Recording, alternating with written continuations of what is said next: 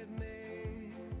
Will we leave behind the innocent to grieve? On their own, on the run, when their lives have only begun. These could be our daughters and our sons. And just like a drum, I can hear their hearts beating. I know my God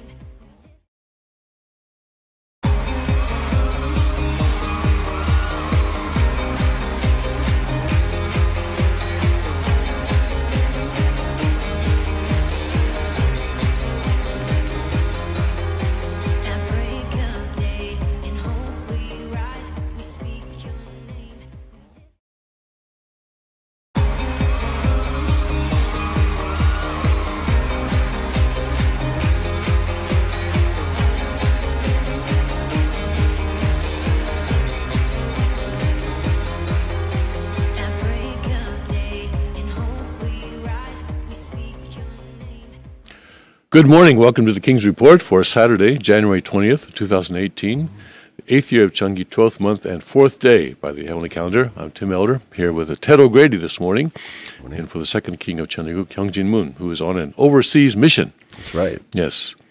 And just to check the weather in his current location, it's 11 a.m. where he is right now. He's 6 hours ahead of us.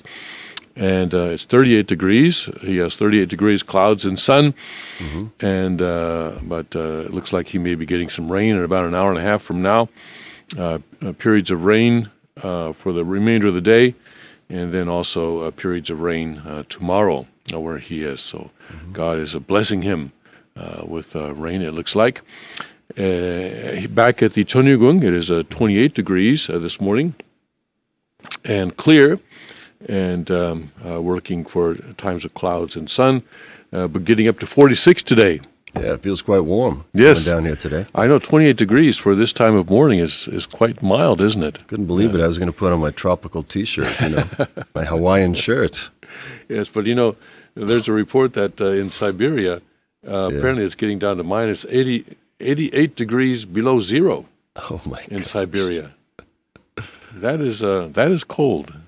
That is take about 5 seconds to frostbite you in that. Yeah, when it's extremely cold, and actually, when I was a child, I was taught to watch out for this. If you put your hand around a metal pipe, you may not be able to let go. It sticks. Yeah, because your sweat freezes to the pipe. Yeah. It's quite dangerous, really. It's quite dangerous, yeah. So that's another thing you have to watch out for in extreme cold situations like that. But fortunately, or anyway, that's the way it is. God has given us 28 degrees this morning, and that's what we have. All right, let's go to our Rima this morning. And after several days in Ezekiel, God has led me to Revelation this morning. Okay. Of course, Revelation is full of hope. Especially because it describes the final battle and the victory of God. And I'm in Revelation 21 this morning, chapter 21, verse 5. And how this came about is that usually when I choose my Rima in the morning, you see, I take the King uses the King James Version, and so I want to do that. But the Bible that I happen to have is the Patriot Bible. Okay. So basically, I'll open the Patriot Bible and where I'm at. This morning, I actually opened to the index in the back. Okay. And I opened to the word "new" in the back, and my finger came to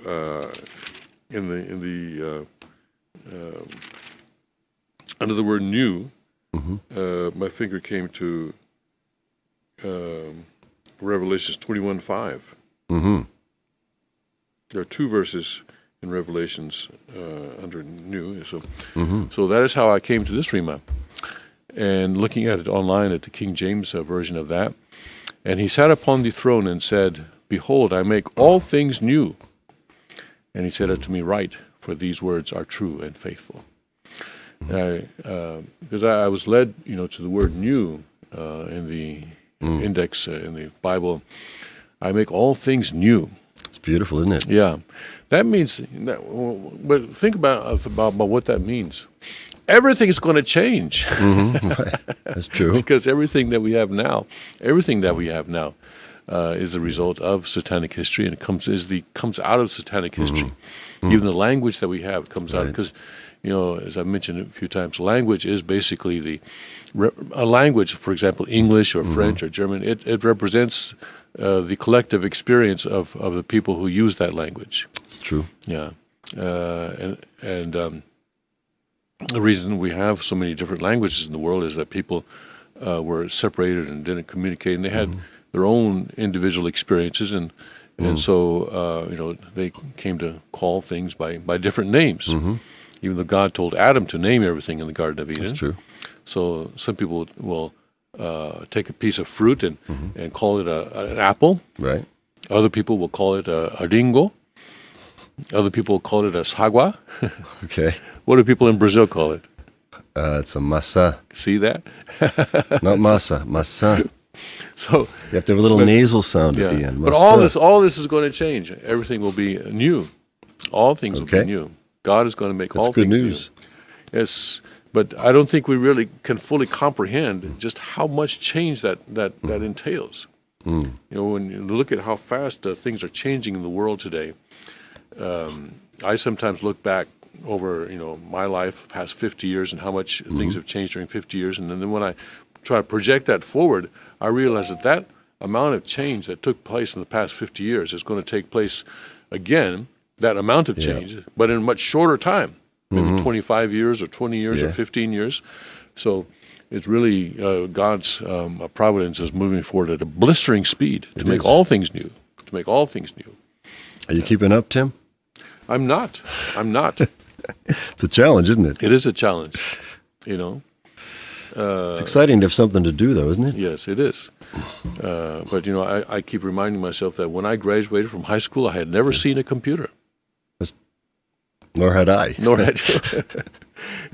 So that, anyway, not enough for old stories, but just to point out that is the incredible amount of change that has taken place over the past 40, 50 years. And that amount of change is going to take place. So things that will exist 25 years from now, we have not seen today. All right? So we can't really even imagine what they're going to be. We cannot imagine what it will be. But write, for these words are true and faithful. Yes, they are true. And in my Chonsongyong Rima, I'm in. And by the way I choose my Chonsongyong Rimas in the morning is that I take the Korean Chonsongyong. Right. Signed by Father. Signed by Father. The original Chonsongyong. And this is an original signature. Is it really? Wow. And then I choose this, and then I go to the English Chonsongyong online. Okay. And that is how I get that. So today I'm in the book on blessed families, chapter 3. And in chapter 3, Father gives it's a collection of Father's words on the significance of the different blessings, starting, you know, with the 36 couples and on and on and on. And today, I'm in section 8 on the significance of the 6,500 couple blessing.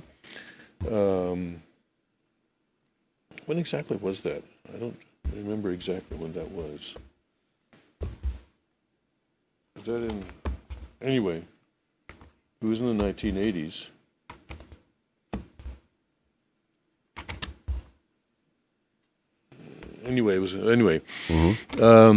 Some time ago, anyway, he's referring to his experience at that, and he's speaking these words in 1990.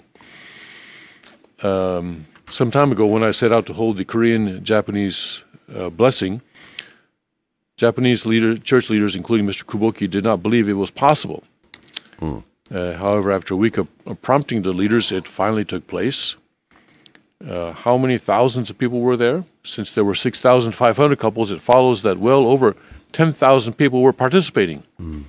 Originally, more than 10,000 people had to come from Japan. Between 8,000 and 9,000 people flocked into Korea within 1 week. Do you think they had enough airplanes to accommodate them all? Everything was brought to a standstill at one point.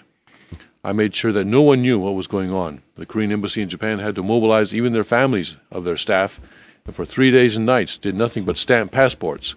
This is how the condition was established for the Japanese and Korean governments to support us. For the 6,500 couple blessing, the Korean government supported us. It's quite important for Father to have these conditions made. I remember, as I reading this, I remember a testimony once given by an American brother who talked about, his testimony was that one time he and a few others gave a skit in front of Father. Used to be able to do that. Yeah, okay. MFT number 44, we want to do this a little bit. Anyway, there was a time when we could, a few people could get together and put on a skit in front of Father. And they put on a skit about Jacob and Esau and the whole thing about that. And after they were finished, Father was very unhappy. Really? Yes. And he came up and said, you Americans, you always leave out the most important point, or something to that effect. Okay. You know, I'm speaking from memory here. Yeah. But some father said he was displeased, and he was displeased because something that was in his mind was the most important part of the Jacob and Esau story was left out in this skit, Okay. and that was the. Don't tell me. I'm not going to know what it is. You're not going to know 'Cause what it is? I'm American now. Okay. I'm probably not going to know what it is. And he said it's the apparently they had not in the skit they had not included the wrestling with the angel at the ford of Jabbok. You know, they had included, I guess, the reconciliation with Cain, with Esau, and all of that, you know, Right. Okay. and all the giving him all the materials and all the wives and children and whatever. But they had left out the wrestling match at the wrestling with the angel at the ford of Jabbok. And the father said, "It's that condition, that spiritual condition that was laid there, that brought about the victory and the reconciliation with Esau, and that was the important thing." It's a life and death battle. Yes, yes, Jacob had to endure till daylight. didn't yes. And many times, Father, when because he is in charge of the providence, but he is in charge of the providence, but he has to get people to lay these conditions, even though sometimes they may not know it, and many times, actually, majority of times, I would say that we do not know it. God has been guiding our lives, and Father's been guiding our lives without our knowing it, and guiding us to lay conditions where God can go to Satan and say, "See, this guy did this. Yeah. See, this happened. This is and he laid this condition." Satan may say, "Hey, you know, he wasn't even aware of it." Yeah, but anyway, he did it. And one example of that, you know, is with our true mother, where there's a place in Father's words where he sort of indicates or implies, now that we look back, where he says, "Well, how do you know that I'm not training other candidates to take the place of Hak Jahan if she fails?" You know, there is this passage that we've referred to, and he was, but those candidates didn't know it. No. You know, our true mother, Kang Hyung Mrs. Kang Hyung didn't know that she was being trained. That Father was leading her through her life, so that she was laying conditions, so that when something happened with Hak Jahan, she could step in. And maybe there were others, but it was only Mother Kang who responded to Father's call in 2016 when Father needed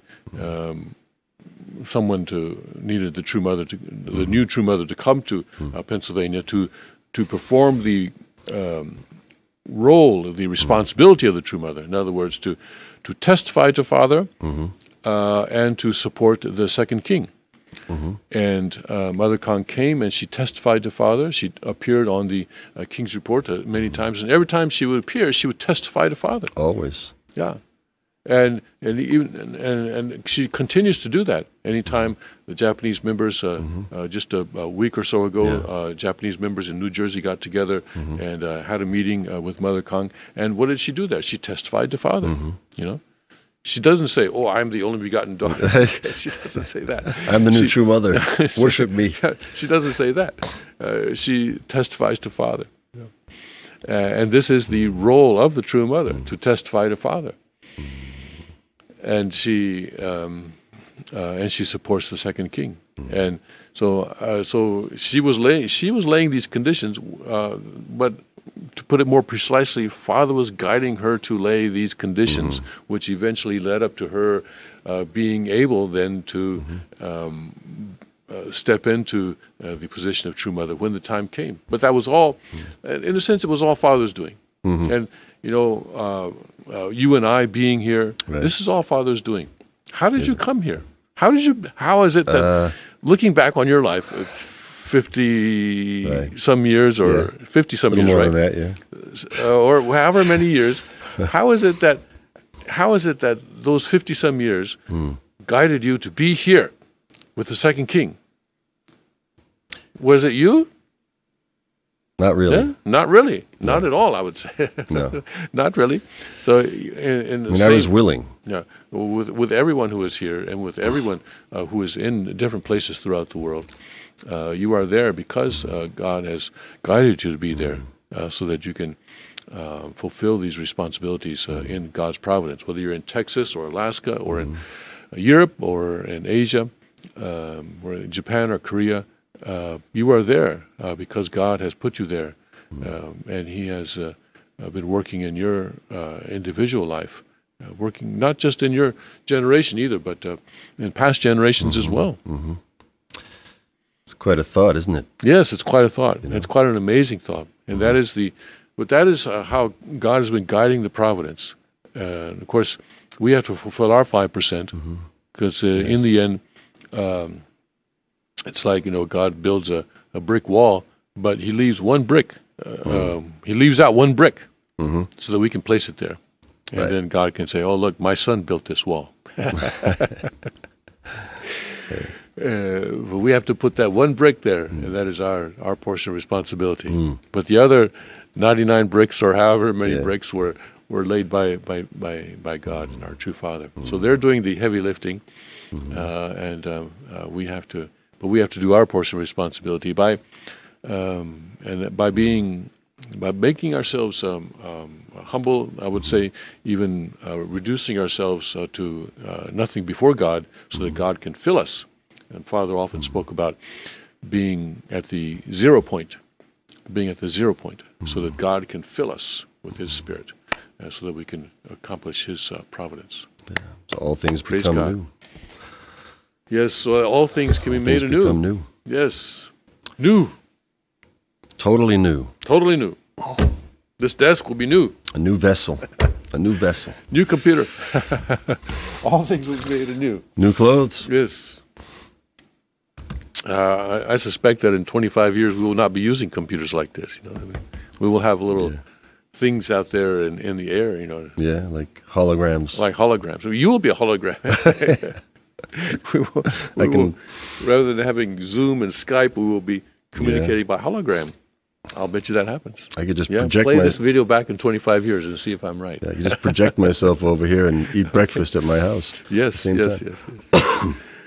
All right, let's take a break. Unless you have something to say?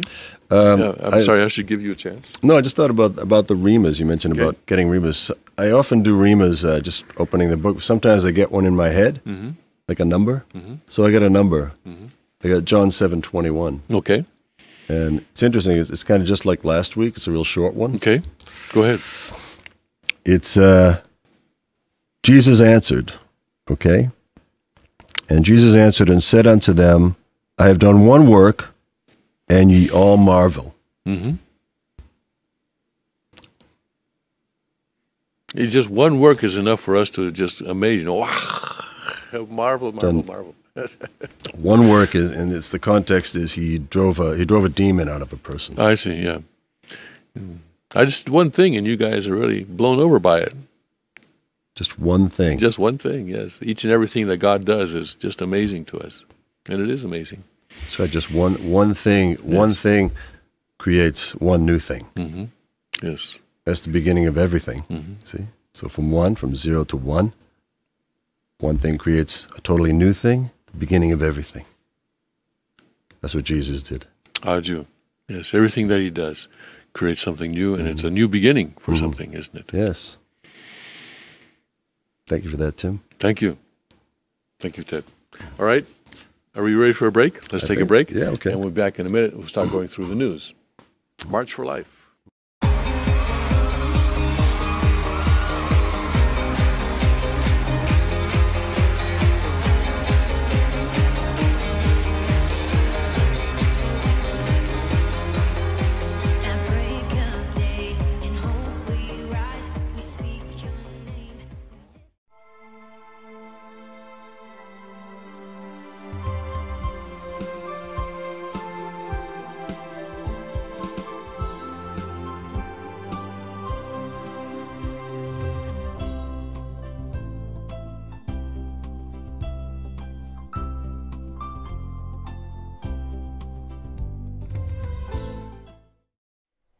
we kind of like lost the sense of like why we were doing this, like why we were going through it, this, and kind of felt rushed because we only knew each other for about 2 months actually. Only 1 month. 1 month? Yeah. Okay, 1 month before the matching ceremony we had.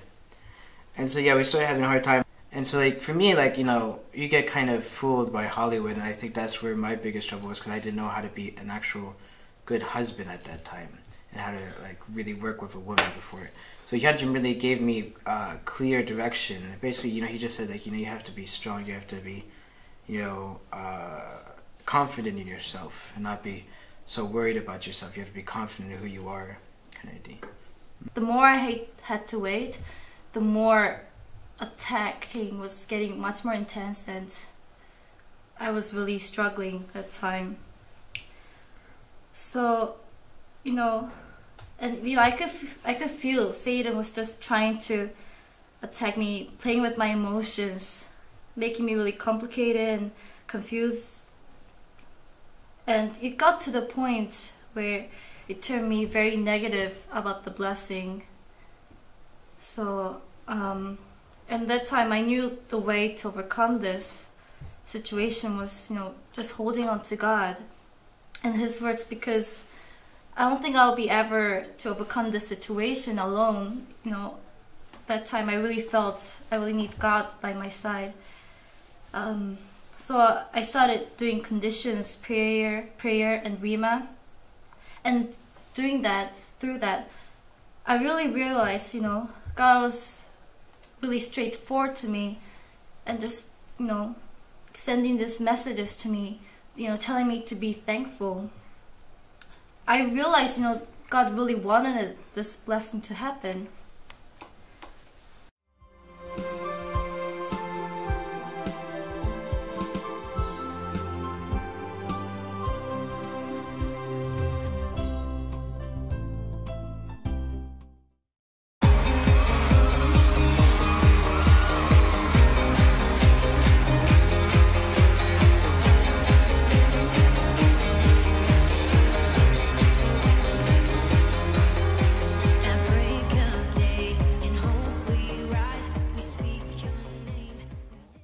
And welcome back to the King's Report for Saturday, January 20th, 2018. I'm Tim Elder with the Ted O'Grady, and for the second king of Cheongguk, Hyung Moon, who is on an overseas mission this morning. Yesterday was the March for Life, and the president was there, or he actually wasn't actually there. He spoke to the event by video. And let's look at some of the things he said. Trump tells anti-abortion marchers, "We are with you all the way," and shows it. That's the headline in the New York Times. In the daily din of scandal and turmoil that has dominated President Trump's first year in office, it can easily be overlooked how transformative he has been in using his executive powers to curtail abortion rights, or to increase the rights of the unborn, I would say. But this is the New York Times. As thousands of anti-abortion marchers gathered on the National Mall in Washington in the annual March for Life on Friday, Mr. Trump ordered his administration to make it easier for states to cut off money for Planned Parenthood clinics that offer health care to low-income women. The move capped a week of action by the White House that helped to further seal its relationship with the anti-abortion movement.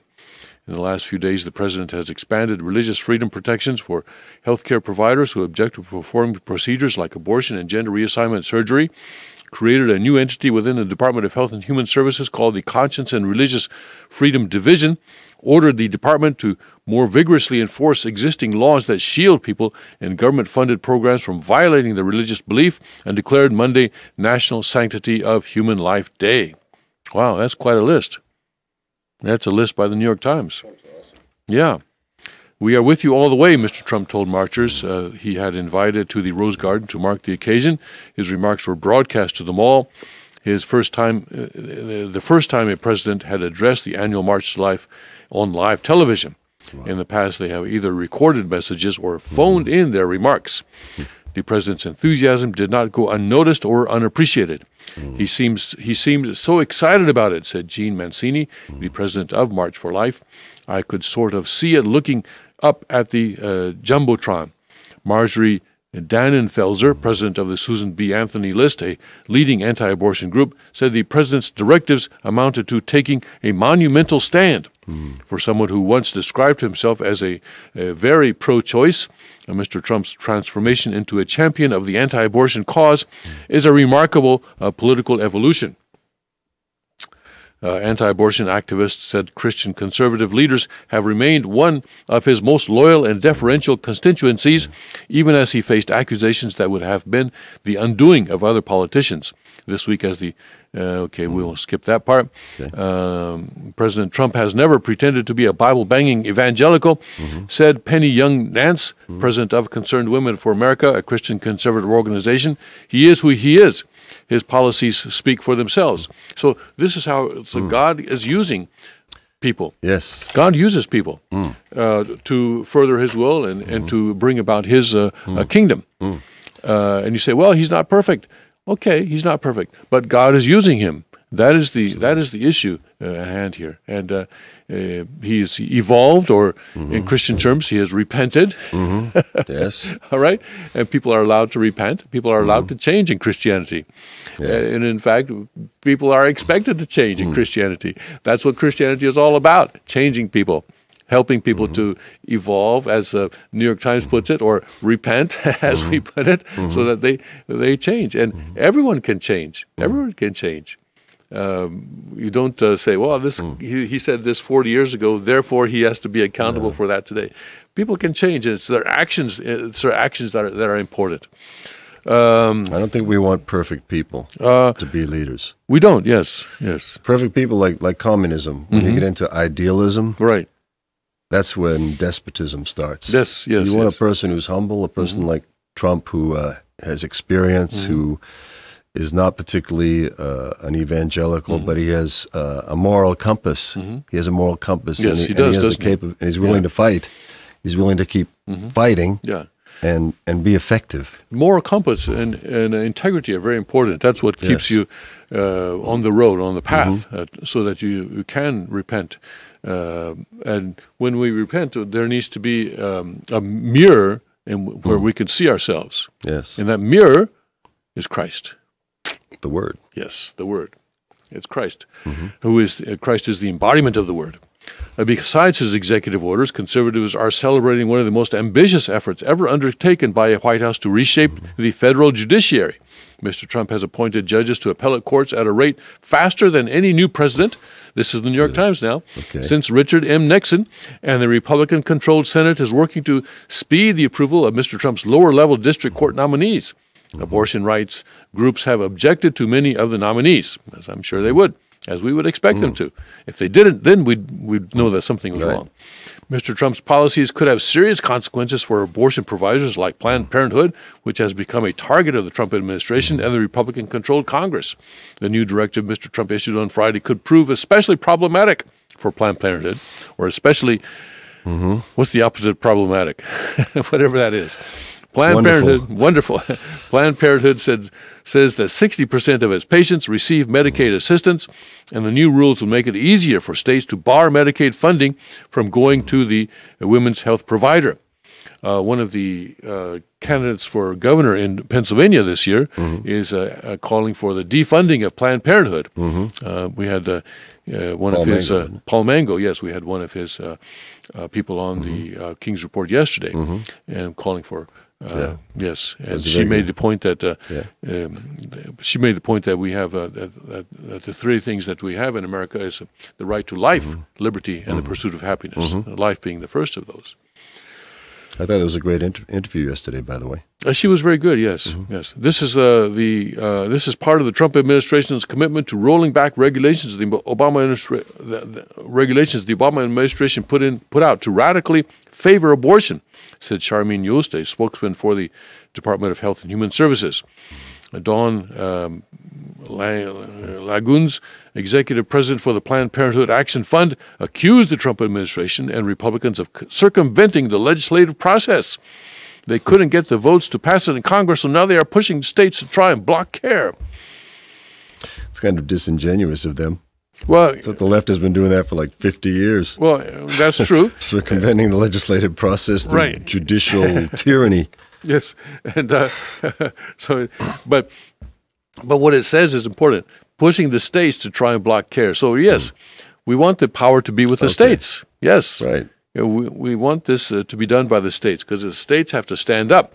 That was the original idea behind the United States of America. United States of America, not the United Federal Government of America. The United States of America.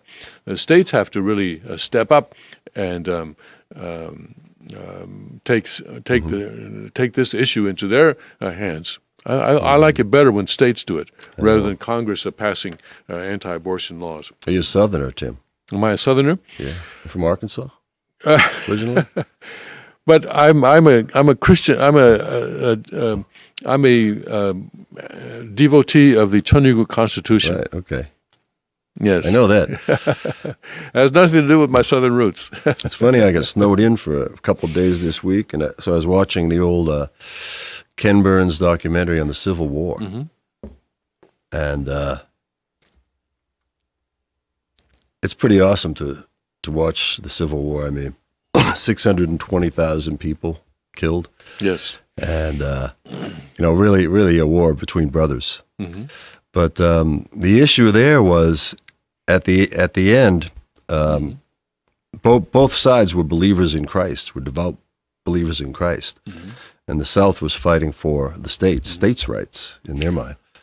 But until President Lincoln emancipated the slaves and elevated the conversation or the motive to the freeing of the slaves, then God didn't take sides.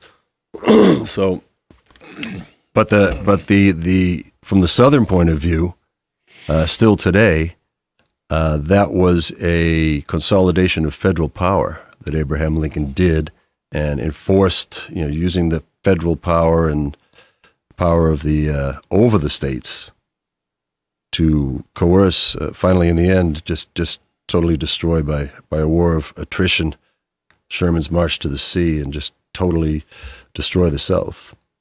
So now it seems like we're devolving back to more of a states' rights or localities. Yes, California. California is leading the way, I think, in the states' rights. Okay. They say that we're going to block what President Trump does. In other words, we're going to block what the federal government does.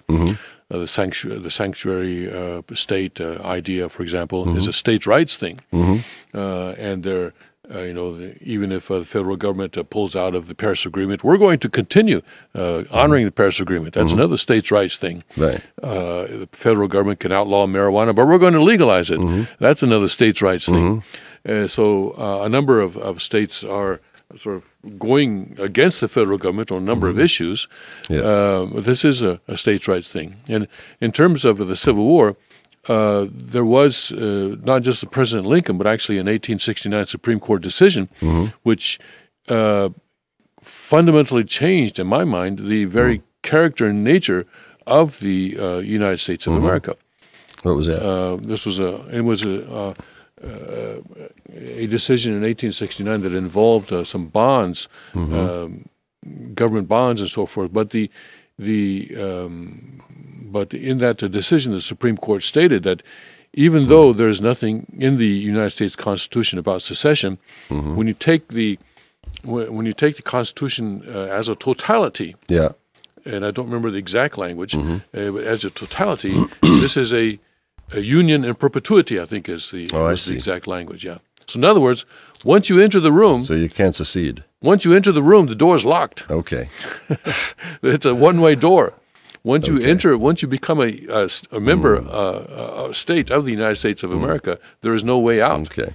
That was the decision in 1869. That was a Supreme Court decision, was it? That was a Supreme Court decision. But that's not written in the Constitution. It's not written in the Constitution. So it's just a precedent. But it was a Supreme Court decision, which has the rule of law. Right. And so since then, this came about basically as a result of because the decision at that time, the it was dealing with some government bonds and things like that. But essentially, what it said was that the secession of the southern states, from a legal point of view, never happened. Right, I see. It never happened. Okay. Because legally you cannot secede, and so there was no secession. That was the basis for their decision on whatever issue they were dealing with at the time. But that statement that it is a union in perpetuity is still active today. So basically people are saying if California wants to secede, there would have to be a civil war or something like that. But I don't know if that. But all you have to do is have the Supreme Court say, never mind, we made a mistake back in 1869. Right. We can say that people can secede after all. Because if you take the 10th Amendment of the Constitution, where it says that powers not given to the federal government are reserved for the states and for the people, then it would.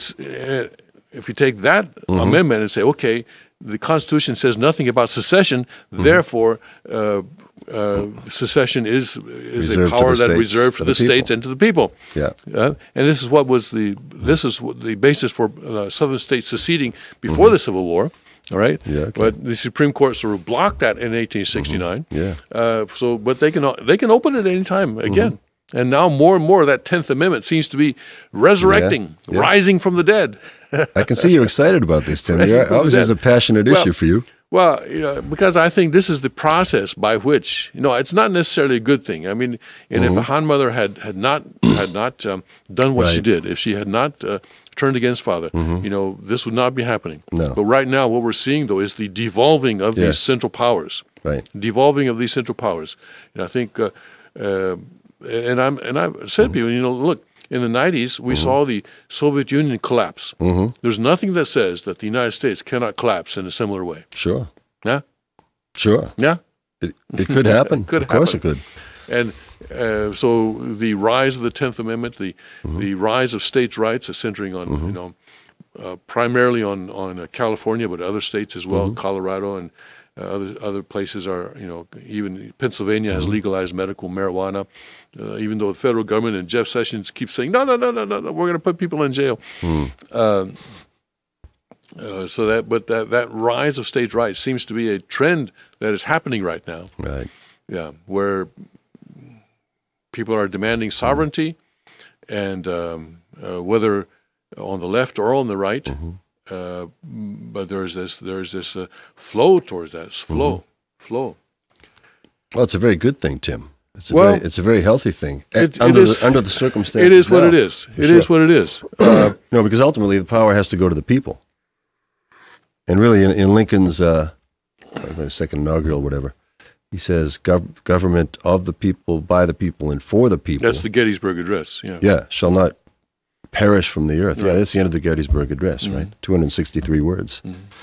And Trump also is a man of the people. Yes. And he seems to be very much enforcing that and going to the people and telling them. Yes, because he's in the swamp. Yeah, he's in Washington, D.C. is the swamp, and so he keeps going out of the swamp and going to the people and talking to the people. That's right. He was in Pennsylvania. He was in H&K Manufacturing. He was in Western Pennsylvania.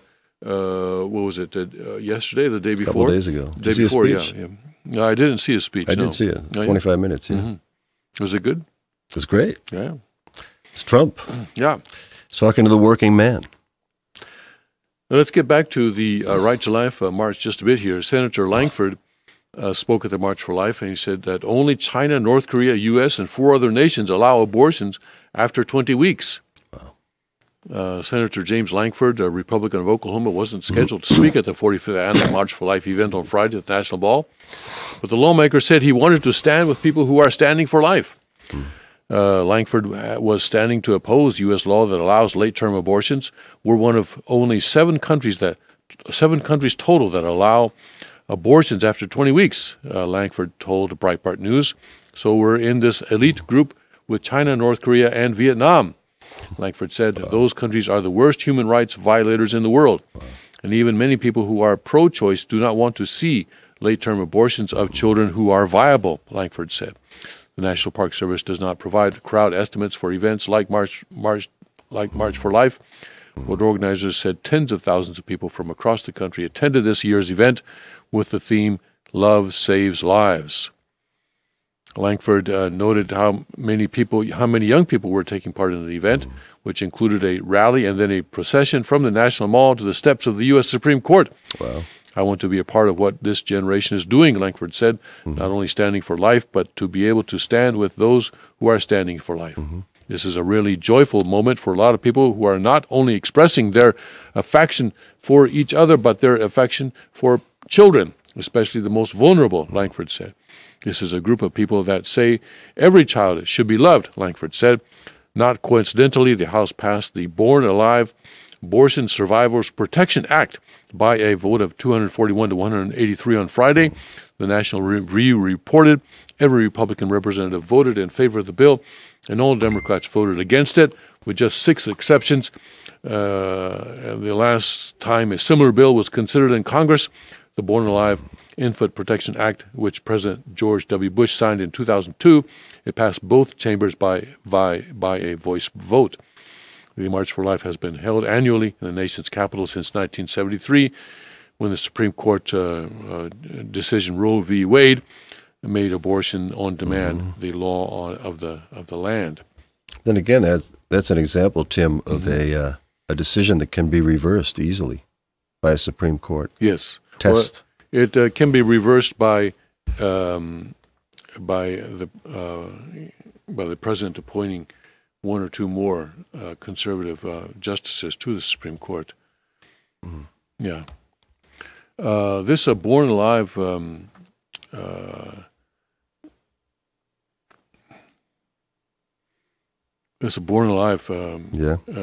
Abortion Survivors Protection Act.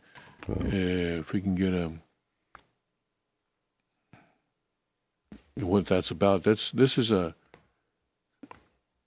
situation that is actually pretty gruesome, where a child is born that is by accident. In other words, somehow it survives the abortion. And then is basically put aside and left to die.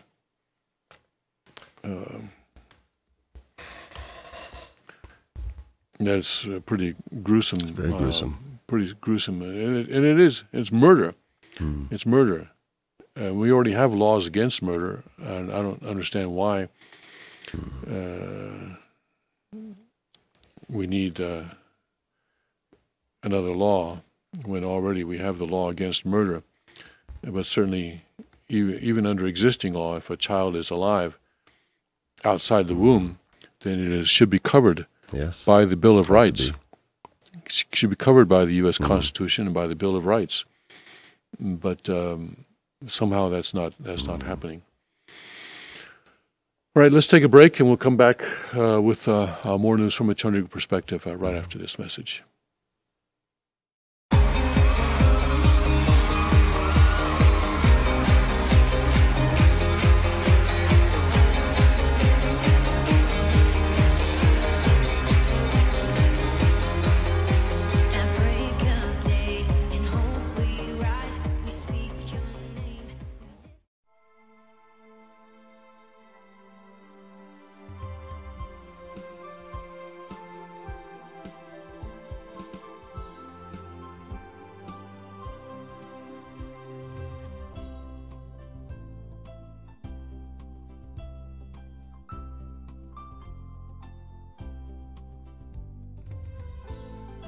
You're just willing to give it a try, and just let the universe and let God guide you from there on.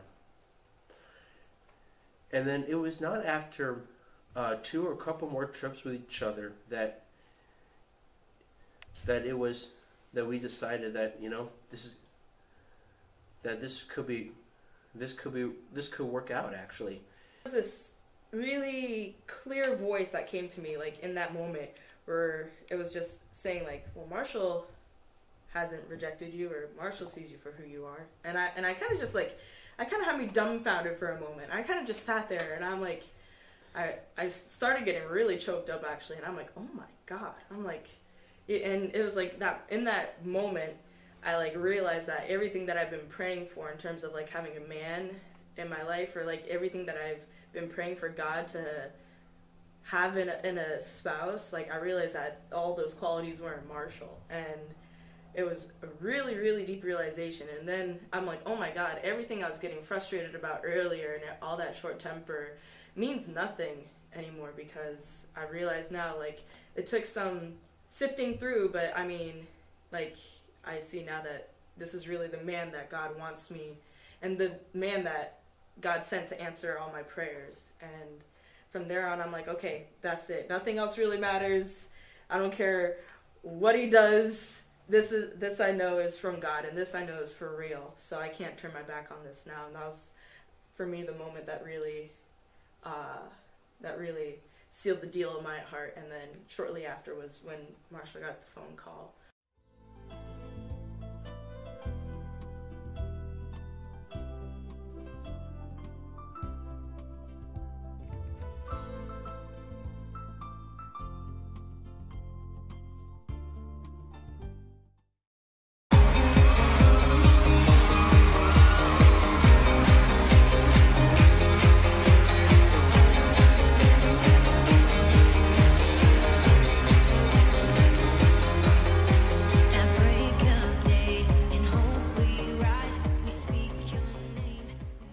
Welcome back to the King's Report for Saturday, January 20th of 2018, the 8th year of Chungi, the 12th month and 4th day by the heavenly calendar. Tim Elder and Ted O'Grady, and for the second king of Chungu, Hyung Jin-moon, who is on a foreign mission this morning. Let's look at this press release, or I guess you'd call it an article. Press release, I guess, is the proper word, at whitehouse.gov. About the president's trip to Pennsylvania a day before yesterday. The headline is President Trump returns to Pennsylvania, a promise kept. So this is their press release there. 3 months ago, President Donald J. Trump spoke before men and women of the American Trucking Association in Harrisburg, Pennsylvania. At the time, he had good news to report on the economy, but Congress was still working to send tax reform legislation to his desk. We want lower taxes, bigger paychecks, and more jobs for American truckers and for American workers, the president said to Applause. We need a tax system that is fair to working families and that encourages companies to stay in America, grow in America, spend in America, and hire in America. On January 18th, he returned to Pennsylvania with even better news to share. Less than a month after the Tax Cuts Act became law, nearly 200 companies have issued bonuses, raised their minimum wage, planned investments, or donated to charity as a result of lower taxes. And can we, let's have the tech team click on that video. And I think, you don't want to go here to about 23 minutes. Where's Gary? This is an hour-long video. Okay, we don't want to watch the whole video. All right, no, do that. But anyway, there's a video there of his speech. But the video is an hour long, but the speech is only about 25 minutes of that. Yeah. But there's a list here of companies that have done things after the Tax Act passed. Walmart raised its minimum wage to $11 and issued bonuses of up to $1,000. Fiat Chrysler issued $2,000 bonuses and now plans to build a Ram factory near Detroit, Michigan, with production set to start in 2020. BB&T raised its minimum wage from $12 to $15 an hour and issued $1,200 bonuses. Southwest Airlines issued $1,000 bonuses and donated $5 million to charity. Comcast issued $1,000 bonuses. Fifth Third Bank raised its minimum wage to $15 an hour and issued $1,000 bonuses. JetBlue issued $1,000 bonuses. U.S. Bank raised its minimum wage to $15, issued $1,000 bonuses, and donated $150 million to the U.S. Bank Foundation. Wow. Not sure what that is. Is that a lobbying group? Anyway, Wells Fargo raised its minimum wage to $15. There's a full list of companies there linked. Does it say about Apple? It doesn't say about Apple, no. $350 billion taken back to this country to invest. And they're going to pay tax on that of about $38 billion, yeah. So That's money in the treasury there. In addition, Trump said yesterday he thought it was $350 million. Mm-hmm. But no, it's $350 billion. They're building a huge campus and infrastructure and factories in America. Well, that's one of the things they're doing with it, yes. But the $350 billion still goes a long way. A billion may not be what it used to be, but it still goes a pretty long way. I'd imagine so. In addition to making U.S. businesses more competitive on the global stage by lowering America's corporate tax rate from 35% to 21%, the Tax Cuts and Jobs Act delivers substantial relief for working families through cuts on the individual side. For families with children under 17, the child tax credit was doubled to $2,000. The Obamacare individual mandate, a costly tax that primarily hits lower-income families, was repealed as well. Those two are huge for lower income families because the child tax credit doubled, helps with income. Right. And then eliminating the mandate also eliminates a tax as well. Well, just to point out that also the personal exemption was individual personal exemption, is it called? Yeah. Was also eliminated. Was eliminated. It was eliminated. Okay. Yes. So we'll see how it works out. Oh, I see. Okay. The child tax credit was doubled. Yes. Right. The personal exemption offset was eliminated. by the exemption. Okay. So we'll see how it all works out. But also I think many people will find themselves in lower tax brackets. Right. Yeah, because the number of tax brackets was reduced, and the sort of the ceilings of the lower, some of the lower, for example, the 12% or 15% was sort of raised, and so we'll see how it works out. And people will. We're supposed to see what happens with our February paychecks. Okay. So we'll see. I'll tell you how. I will. Yeah. I will. When did you report on that? I will report the percentage. Okay. Now, I'm actually all in favor of all of us reporting our income, but there are some people above me who don't want me to do that, so I will not do that. But I will report the percentage change in my take-home pay. All right. Okay. I will report the percentage change that's the most important stat. Yes. Really. Yes.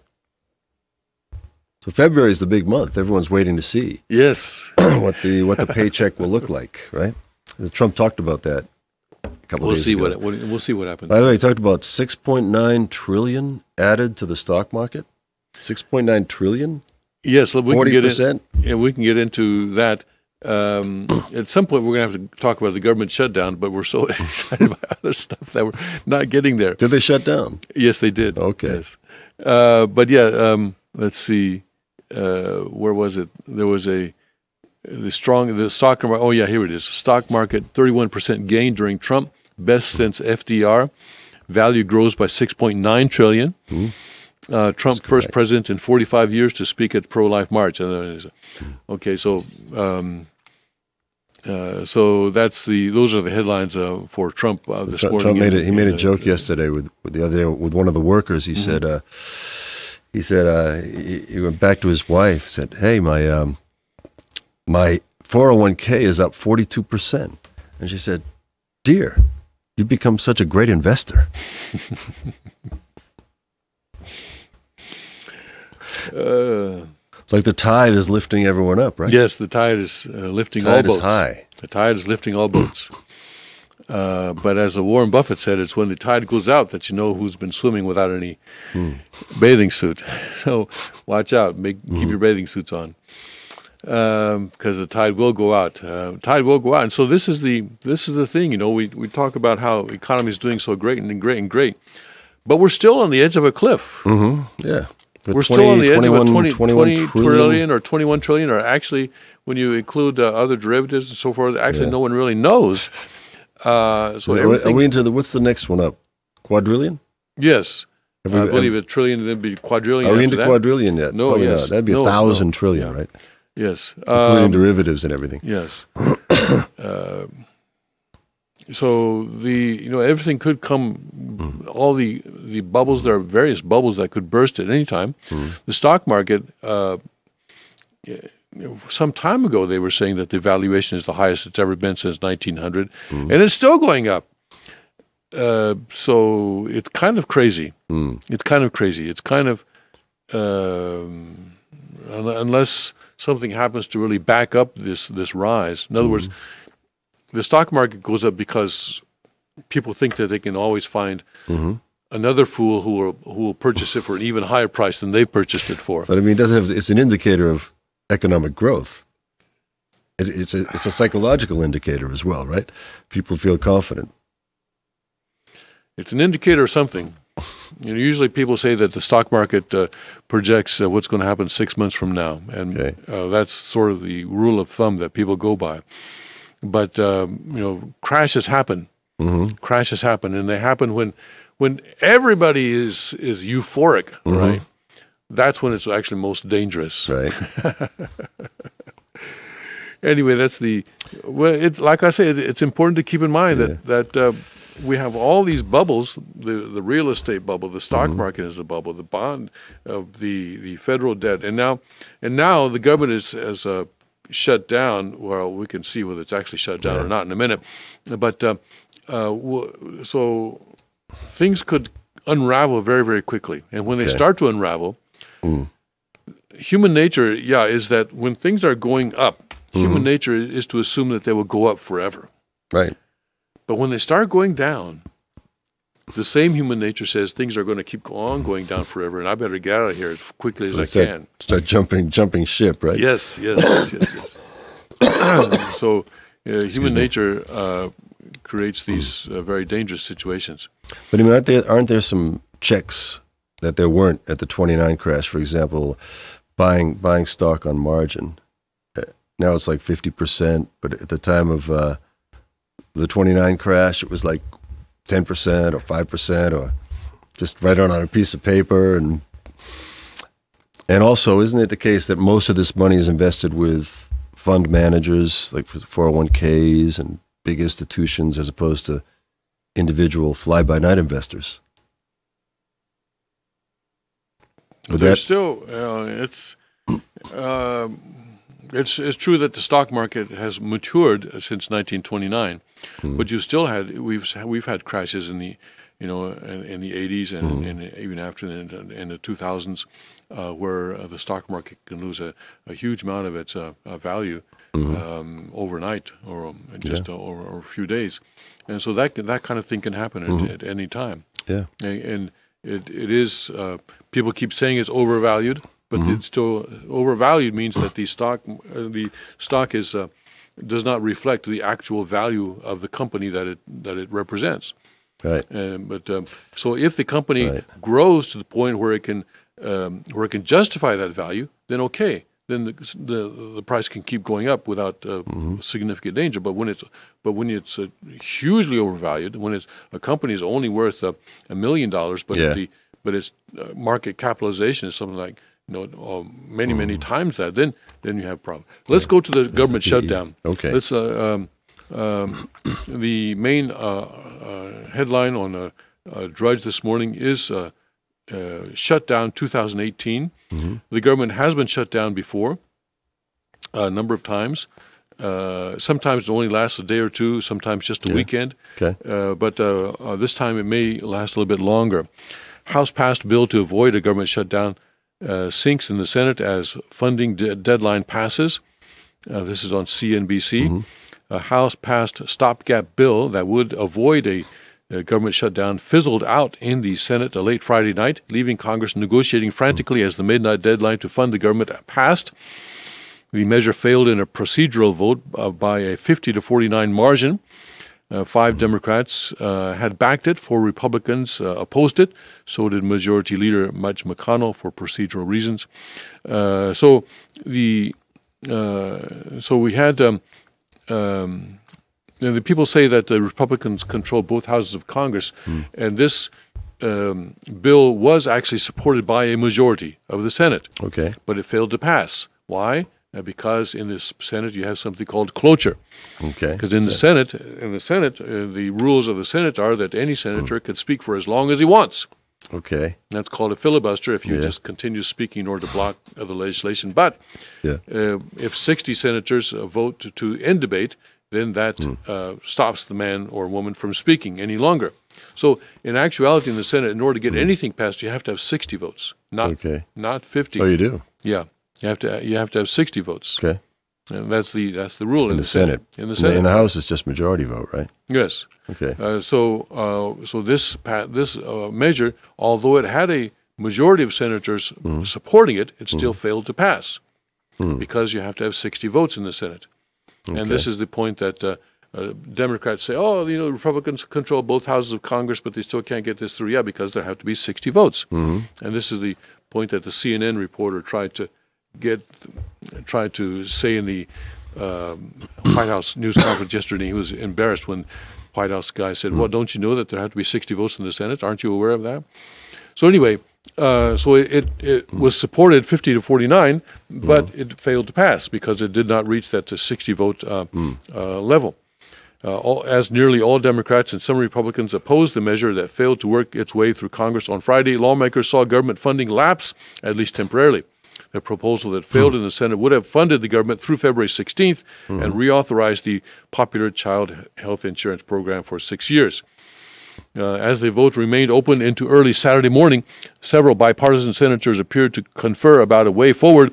Mr. McConnell and Senate Majority Leader Chuck Schumer then walked off the Senate floor together, only to return and continue talks with other senators. Numerous senators crowded around Schumer as the clock hit midnight. Negotiations and potentially votes are expected to continue over the weekend and into next week. Mr. McConnell said he will offer an amendment to extend government funding until February 8th, which Senator Lindsey Graham championed on Friday. Many Democrats and some Republicans announced they would vote against a short-term deal, criticizing the continued use of stopgap bills rather than funding the government through more long-term stable mechanisms. The minority party has also shown frustration about progress on talks toward a bipartisan immigration bill, which Democrats wanted to pass this week to protect hundreds of thousands of young undocumented immigrants from deportation. So, see, rather than passing a budget, you know, and if you have an organization that is spending $2 trillion a year, it would make sense to have a budget. Wouldn't that make sense? It would make sense. But the United States government currently does not have a budget for the current year. Instead, you know, because they can't agree on the budget, they can't get 60 votes to support a budget in the Senate. They keep passing these short-term stopgap funding bills, which are called continuing resolutions. And what that does is that, say, for 30 days, for example, the government is funded. And then for another 30 days, it's funded. Another 30 days. And each time it happens, they say, okay, we'll support this bill, but you have to also support this. You know, for example, the Democrats want the DACA supported. They want that's their price. Right. They say, okay, we will allow you to pay the military if you will give this amnesty to these illegal immigrants. Their voting base, yes. in other words. Yes. And right now, it's the military people are in a difficult time. And so we'll go into that more when we come back. Okay. Let's take a 5-minute break now, and we'll come back more into this government shutdown thing after this 5-minute break. Okay. Thanks, Tim.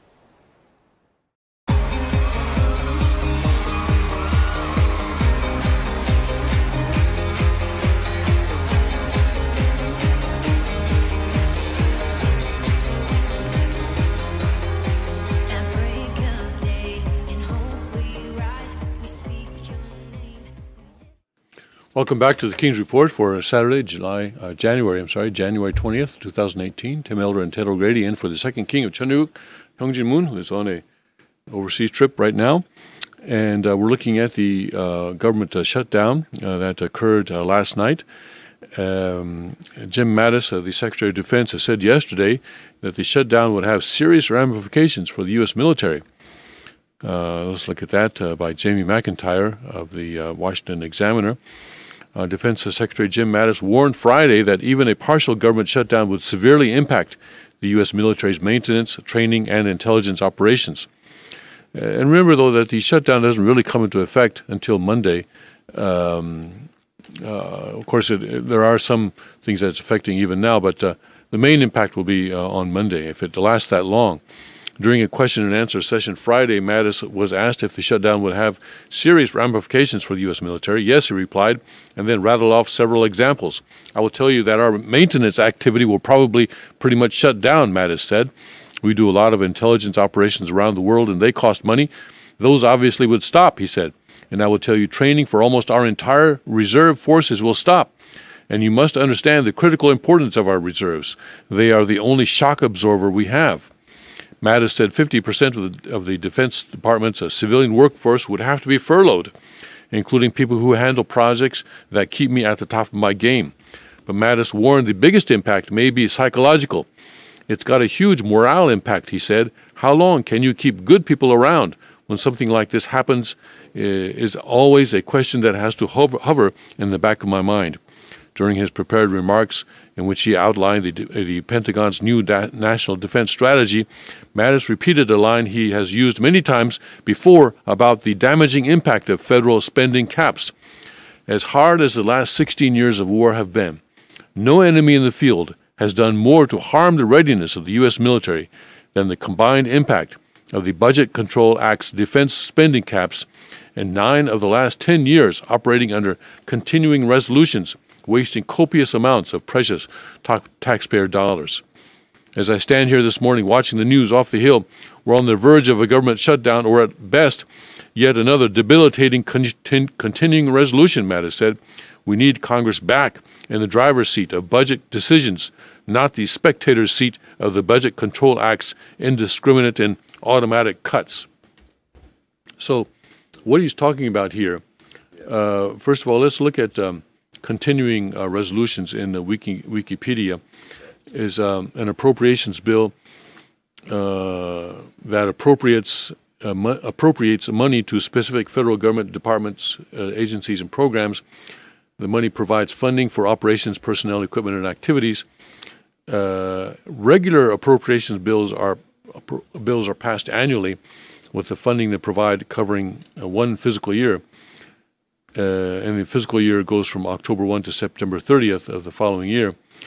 And according to this article in Wikipedia, between 1977 and fiscal 2015, Congress only passed all 12 regular appropriations bills on time in 4 years, 77, 89, 95, and 97. In other words, during those years, there was only 4 times that the Congress passed the budget. The budget is actually composed of these 12 appropriation bills, and they all have to get passed before the end of September. Yeah. For the government to have its budget for the following fiscal year, and that has only happened 4 times in the years since 1977. Only 4 times. Between 77 and 2015. Wow. It's 38 years. And then between 76 and 2013, there were 18 government shutdowns of the United States, the government of the United States. So this is what Mattis is talking about. He said, how can you run a military this way? Is basically what he's saying. Well, the morale point, I think, is interesting because if people lose their salary, so what happens is even if there's a week or a few days, right, like he's saying there, it affects morale. So then people start thinking, hey, maybe I better look for other work. Right, Maybe you in need the to retire private from sector. Yeah. Exactly. 'Cause this doesn't happen in the private sector. Can't trust the government, right? So that's what he's talking about. Continuity is really important for Yes. morale, I think. But a Trump budget chief predicts shutdown deal within 24 hours. White House Office of Management and Budget Director Mick Mulvaney predicted Congress will reach a deal to avoid a government shutdown within the next day. I think there's a deal in the next 24 hours, he said during an interview on CNN. The government will shut down if Congress does not pass a spending bill before midnight Friday, but Mulvaney said that is not much of a hard deadline because the federal offices do not reopen until Monday.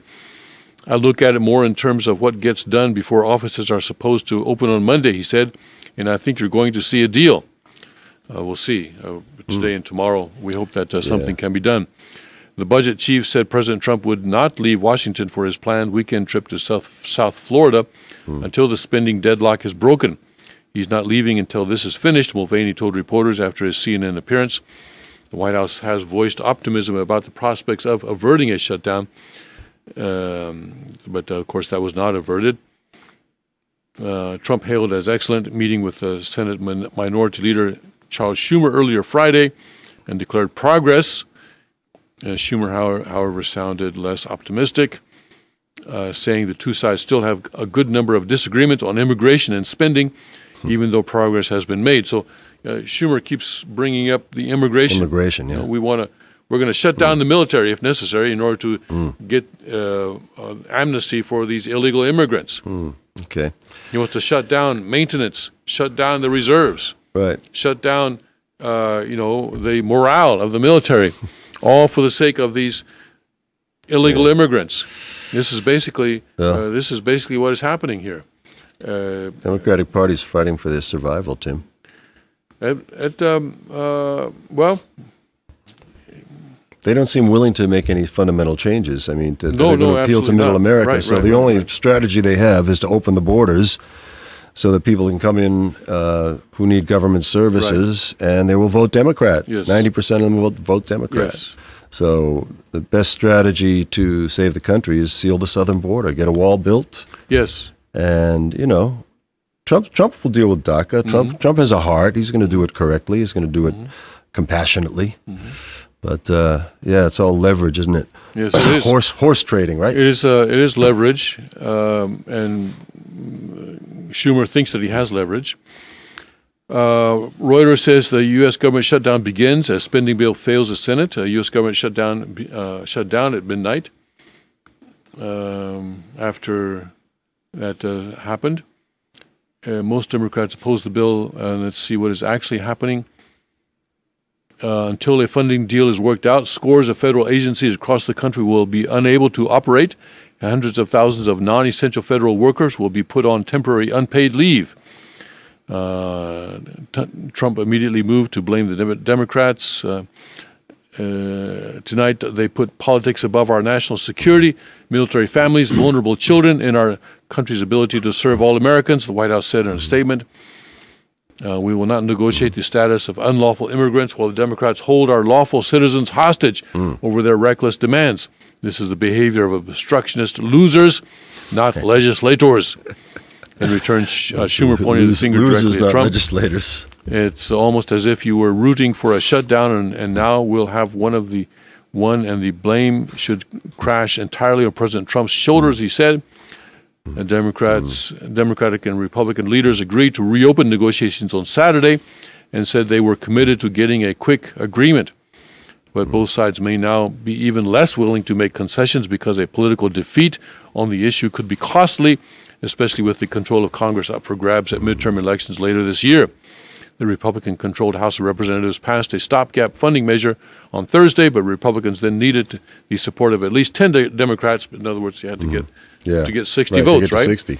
While did any Democrats at all vote for it in the Senate? Like nobody? While 5 Democrats ended up voting for the measure, It did. 4 Republicans voted against it. So What happened there? So it was a net gain of 1. Was it Jeff Flake or someone like that?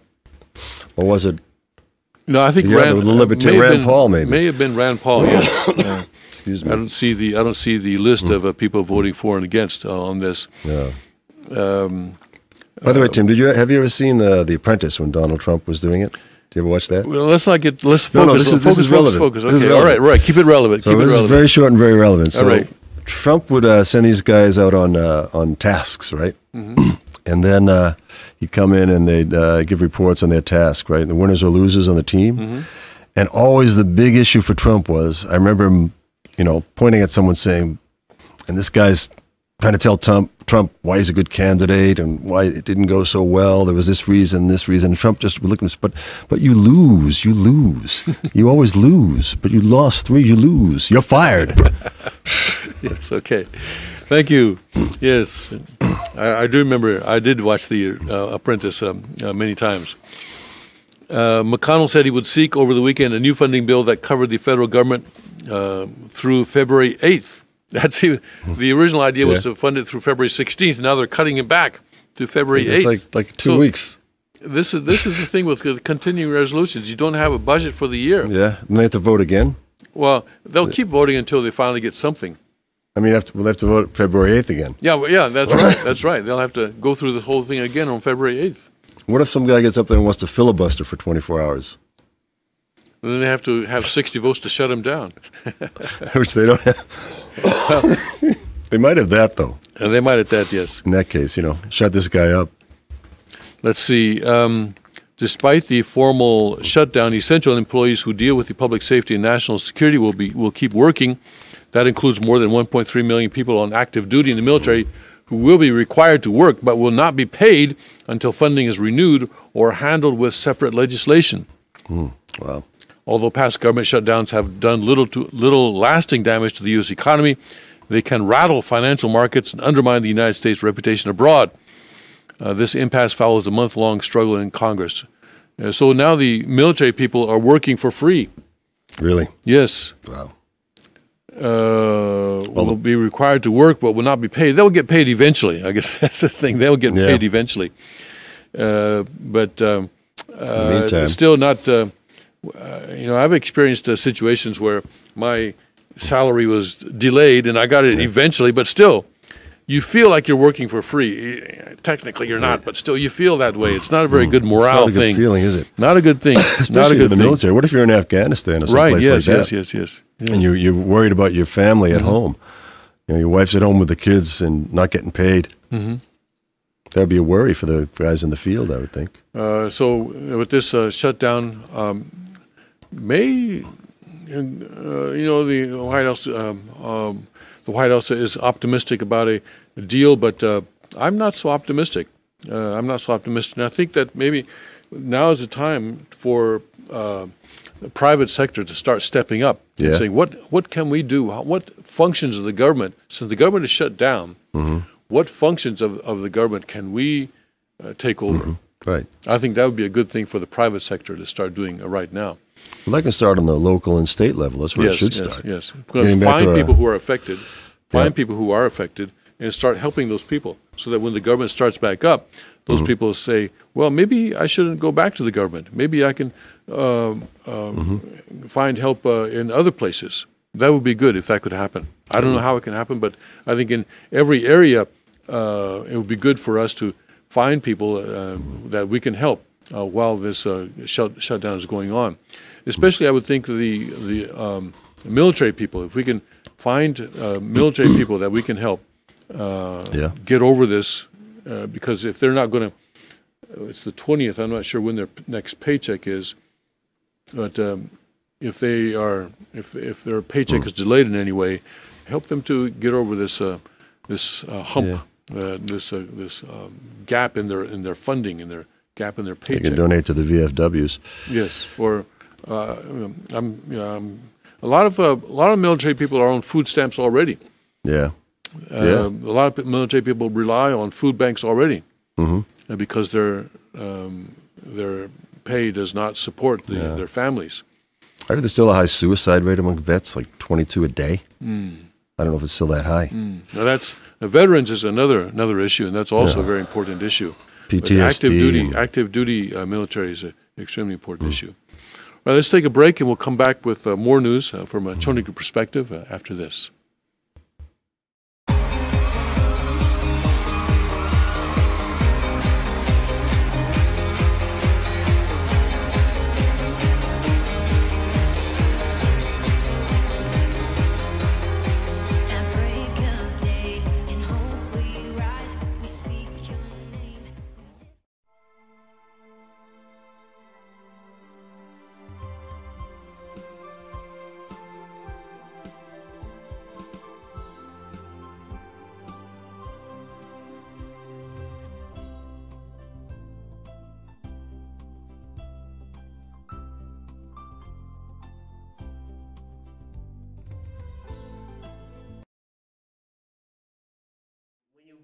When you get to first realize that a stage of your life is ending and this is your role now, and that's when your mind really starts to say to yourself that you have to either act or think differently than you did when you were even younger, because you're going to be the new husband, you're going to be a new wife, you're going to be like a legal guardian or a person that people will look up to. And for me, when I was going through the process of even walking up on the stage, I was going like, I had never imagined that it will be like this in a million years. And I'm serious when I say that. And yeah, I think I was really in the moment on that day. Just just so much gratitude that now it's like, now we're making the covenant before God, and now this is real, and now God literally is giving us His blessing. And it was all the stuff that happened before that what made it really difficult, it was just completely, it all like melted away, and it just, being there and receiving the blessing just made all the hard work and all the good, just made everything worth it. I just felt so lucky that I was able to finally receive this immense grace from God, and to be able to stand with the best person in the world and get that. Go ahead. Yeah. Go ahead. That's it. That's it. Yeah.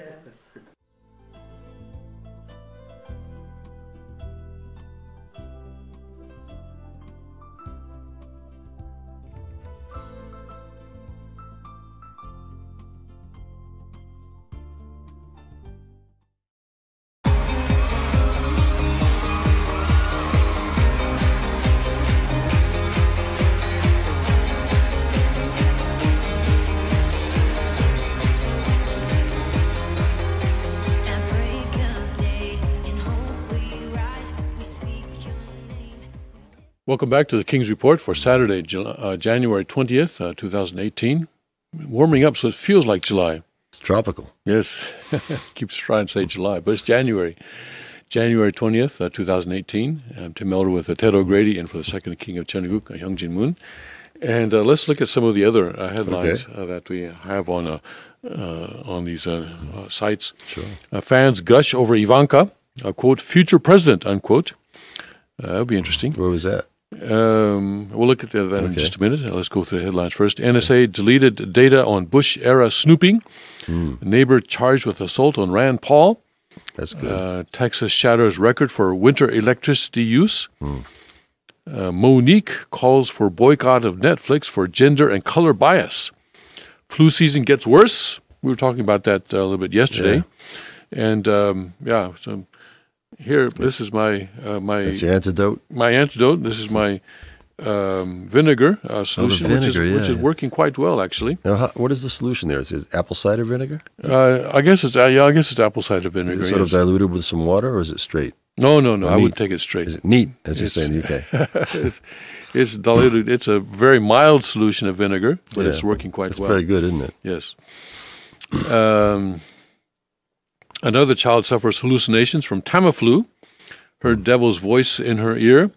We heard from InfoWars yesterday about Tamiflu and how they've got all this inventory of Tamiflu Is that that like they a have to new get rid strain? Is that like a new strain of flu? Well, they have this Tamiflu. This Tamiflu is the medicine that's supposed to treat flu. Oh, that's the vaccine, right? That's the vaccine, or it's actually it's not the vaccine. It's the cure. Once you get the flu, the vaccine I see, okay. is supposed to keep you from getting it. Okay. Tamiflu is supposed to help you cure it once you get it. Okay. But what's happening, though, is that we've had a number of stories now where children are suffering hallucinations from Tamiflu after taking Tamiflu. That's a bit like LSD. So what's up with that? Sheriff, still no motive for Vegas shooter. Child porn on his computer. Many more injured than previously disclosed. 851. Possible help from mystery man. Yeah, finally we're starting to talk about a second shooter, aren't we? Google case puts spotlight on right to have past crimes forgotten. Right to have past crimes forgotten. Yes. Jeff Zucker out at CNN. He wants ESPN job. Justice Sotomayor, health scare. She's a lifelong diabetic, and she had a bit of a scare, but she's back in her seat, though. So she's back at the job now. Malfunction triggers sirens at North Carolina nuclear plant. What nuke attack on Hawaii would look like.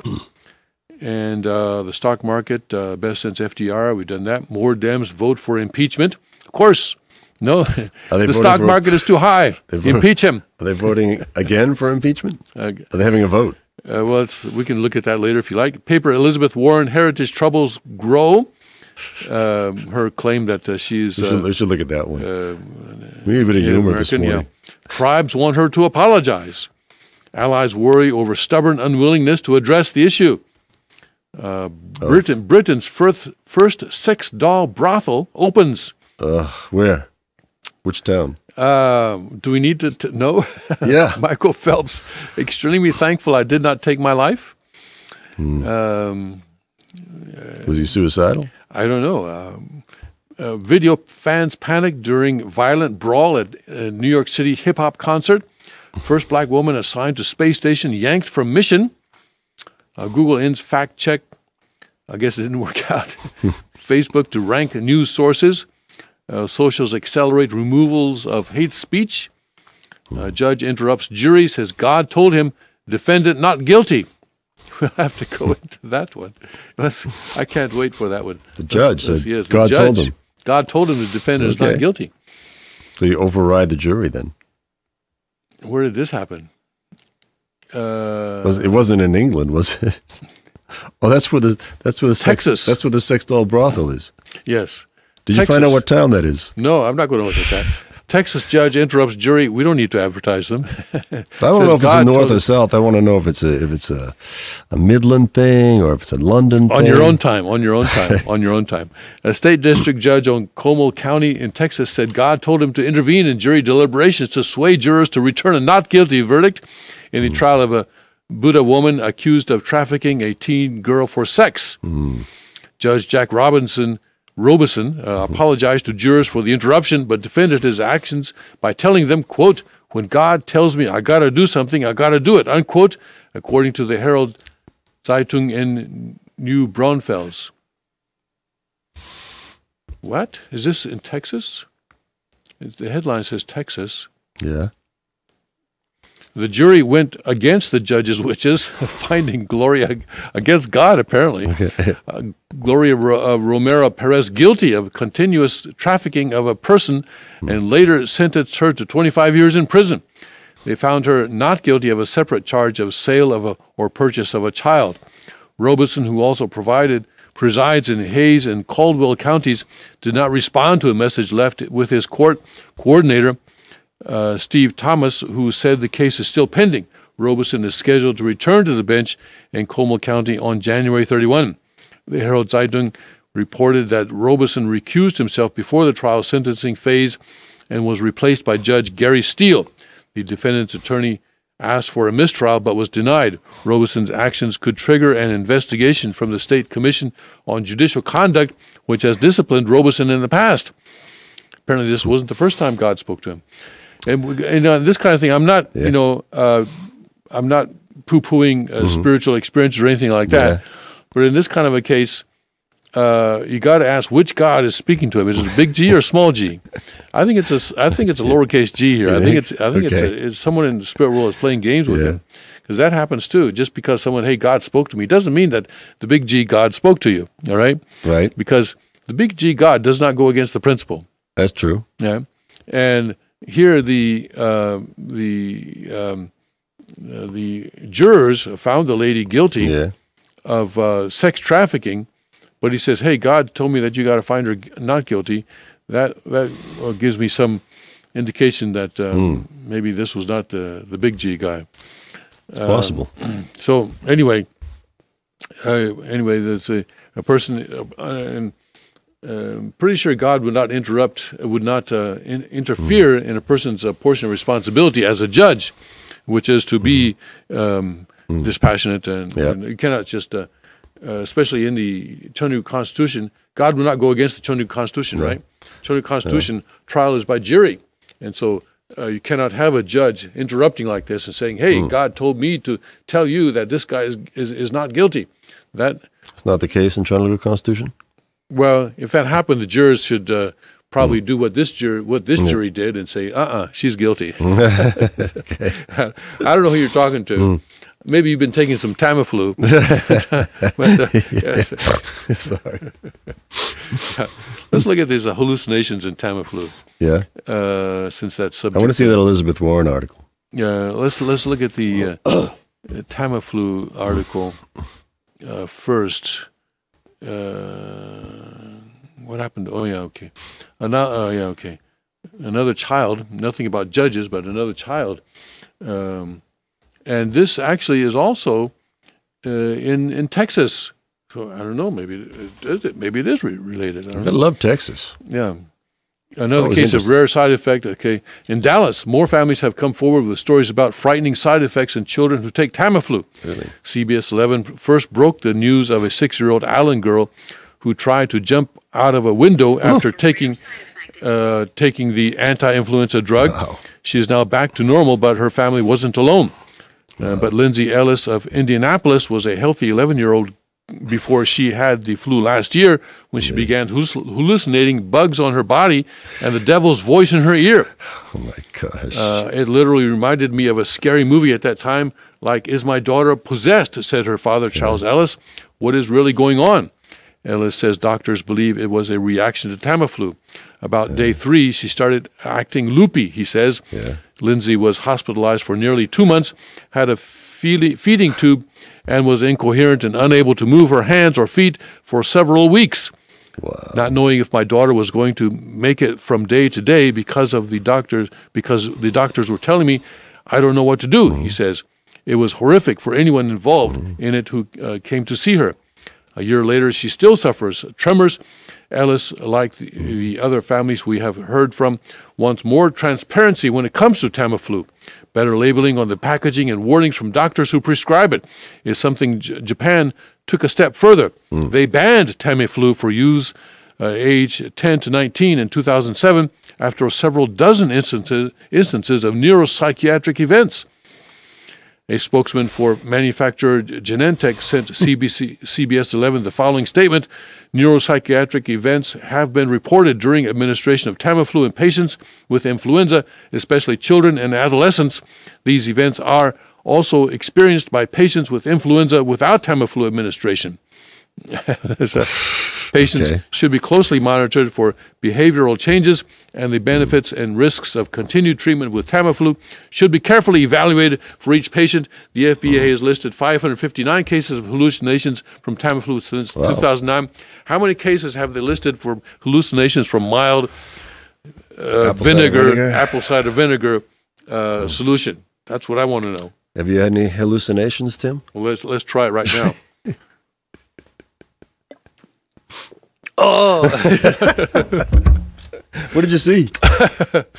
No, I think apple cider vinegar appears to be pretty safe. Right? Well, that's the point. All these drugs, you know what struck me when I came back to this country? Going down the wrong pipe there. I came back to this country a year ago, after being away a long time. And all the drug adverts on the telly you know, and I noticed that they're, too. they're also beautiful. Yes. You know, it's like a garden and freedom, and then there are these very onerous side effects. Yes, yes. Onerous And side they list all effects. and possible death. Yeah, every single one of them. But there's so many drugs, and there's so many. Yes. People are getting medicated like crazy in this country, I think. Yeah, the advertising is just incredible. I don't know why there's so much more advertising of pharmaceuticals in this country than we see overseas. Like you said, I coming from Asia as well. Yeah. And I'm sure in Asia it must be regulated somehow that these medicines cannot be advertised on television or something like that. I don't know what the rules are, but that is something that you do notice when you come back and start watching television here. There's a huge amount of medicines being advertised, and they all say, you know, talk to your doctor. Talk to your doctor about this. Talk to your doctor about that. Here are the side effects, including possible death. Let's go to the article that you wanted, Elizabeth Warren, yeah. Elizabeth Warren. She's my senator. She's from Massachusetts. Yes, this is in the Boston Globe, in fact. Okay. Elizabeth Warren's Native American problem goes beyond politics. Okay. There's a ghost haunting Elizabeth Warren as she ramps up for a possible 2020 presidential bid and a re-election campaign in Massachusetts this year. Her enduring and undocumented claims of Native American ancestry. Right. Some of that vinegar went into the wrong pipe there, sorry. It's not an hallucination, is it? No. Warren says now, as she has from the first days of her public life, that she based her assertions on family lore, on her reasonable trust in what she was told about her ancestry as a child.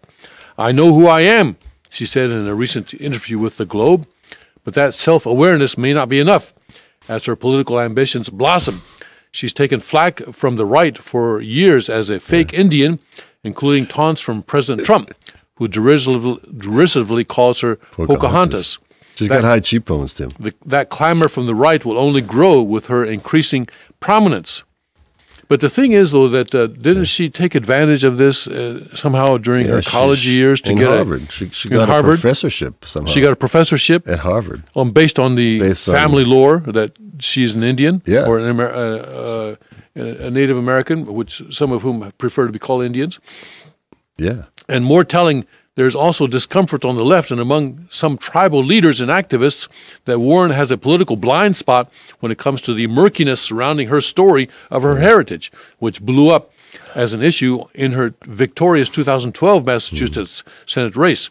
In recent months, a Daily Show host Trevor Noah mocked her for claiming Native American ancestry, and the liberal website Think Progress published a scathing criticism of her by a Cherokee activist who said she should apologize.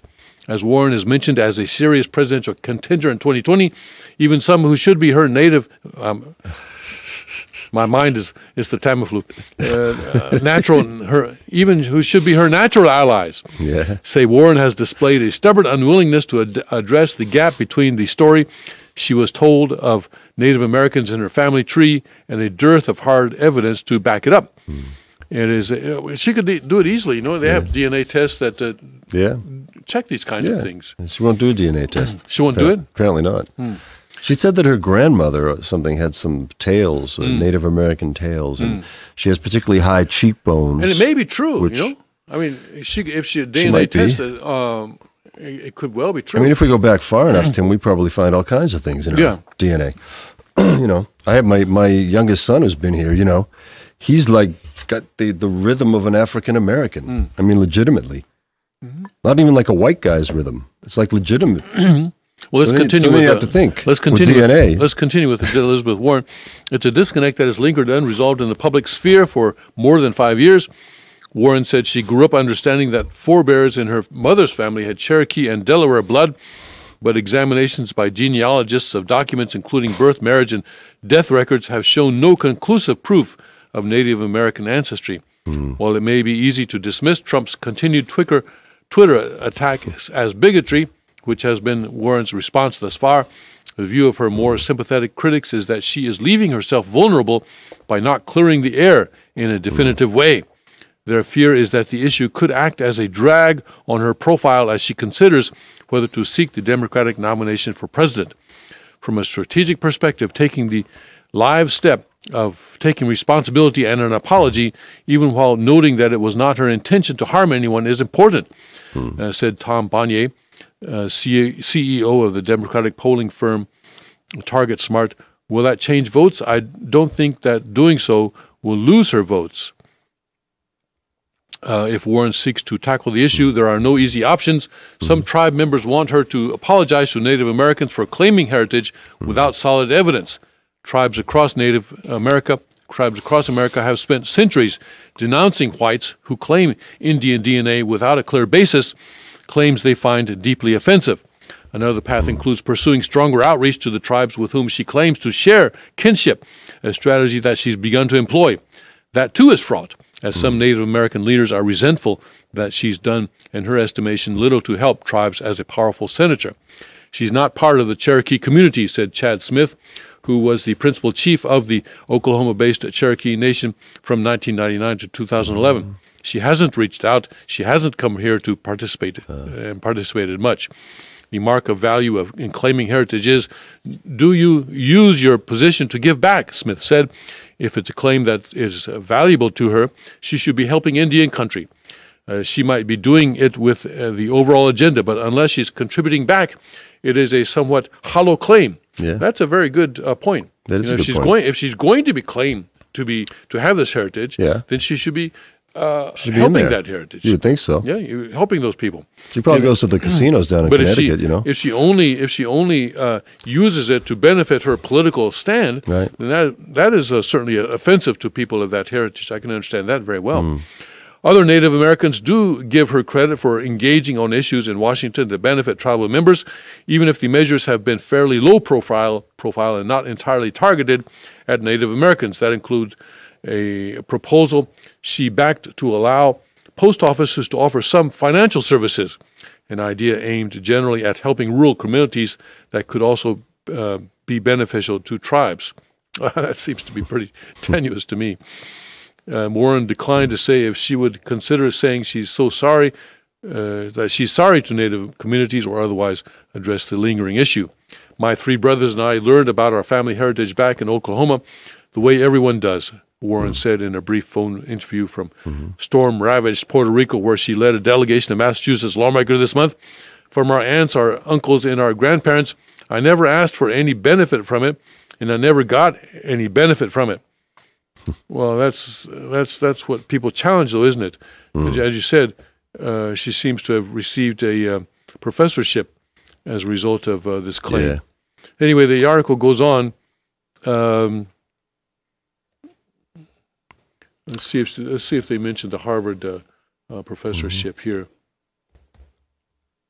Yeah, she was also listed as a Native American in federal forms filed by the law schools at Harvard University and the University of Pennsylvania, where she worked. Okay. And in 1996, as Harvard Law School was being criticized for lacking diversity, a spokesman for the law school told the Harvard Crimson that Warren was Native American. She got a job. So this is a indication, that she has benefited, and Harvard would not have done that, I don't think, unless she had made that claim to Harvard. No. Yeah. Warren has not formally claimed to be Native American during her time in the Senate, where Chambers historian lists the three former senators as having American Indian heritage. Senators self-report their ethnicity to the historian's office. Her office declined to comment on why. So in the Senate, she has not claimed to be a Native American, and her she's not self-reporting. She is not claiming to be a Native American in the Senate. But still, there is this thing that goes. By the way, she is running this year. Yes. She has opposition. There's a very strong, the guy who, he's an Asian guy, Indian, MIT genius, the guy who invented email. Yes, we've... he's quite a brilliant guy. Yeah, we've heard about him, yeah. I forget his name, but he was interviewed a few times on InfoWars. And he claims to be a true Indian. Well, he obviously is a South Asian Indian by race. I think he's actually from there.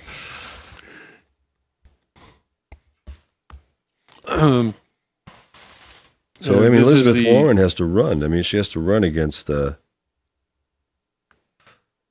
she has to run this year. So she's up for re-election, yes. Mhm. And so I'm trying to find this guy who says the yes.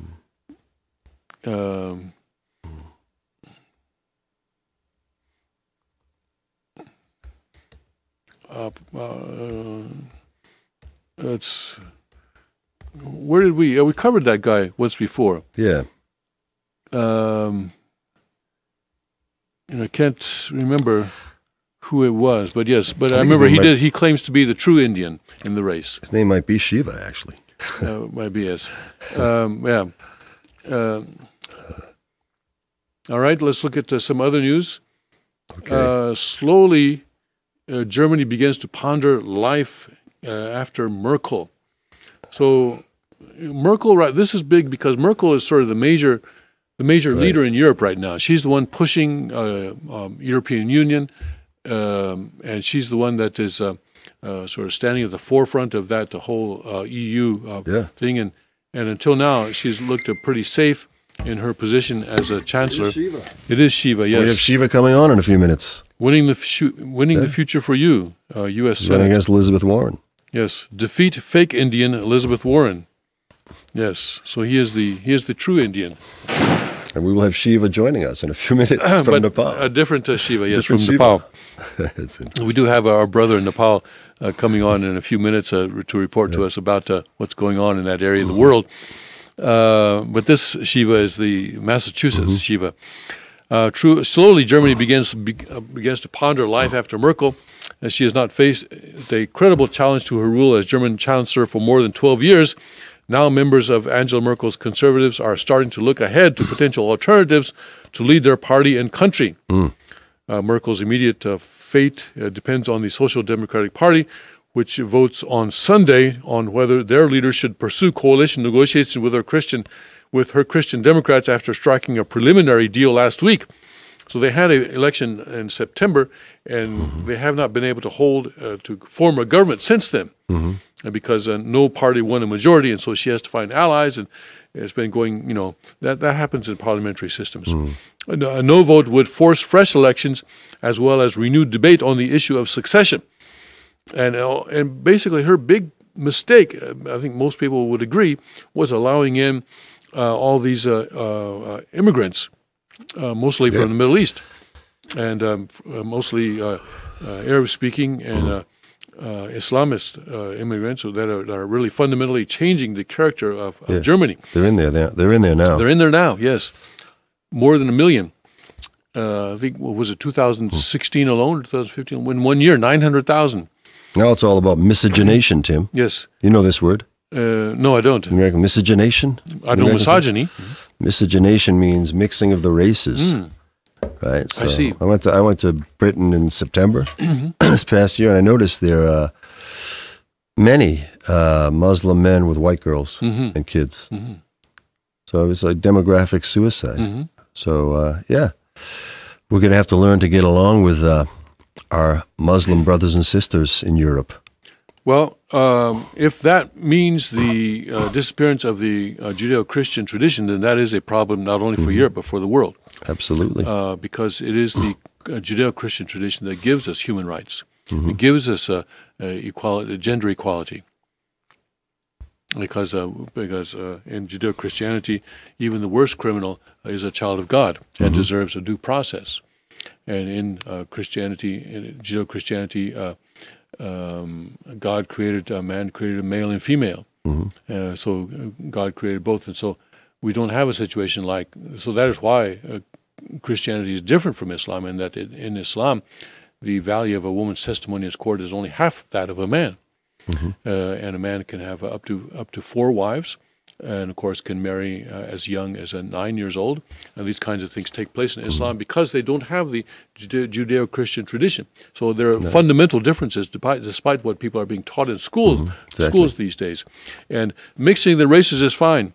Right. Father talks about that. And this is why he married the Koreans and Japanese, and why He said that a white woman holding a black baby, a mixed race black baby, makes a God very joyful and things like that. Father was certainly in favor of mixing the races. Sure. But he was under God's principle. Under God's principle, centering on Father's teachings, which come on the foundation of and are a fulfillment of Judeo-Christian teachings.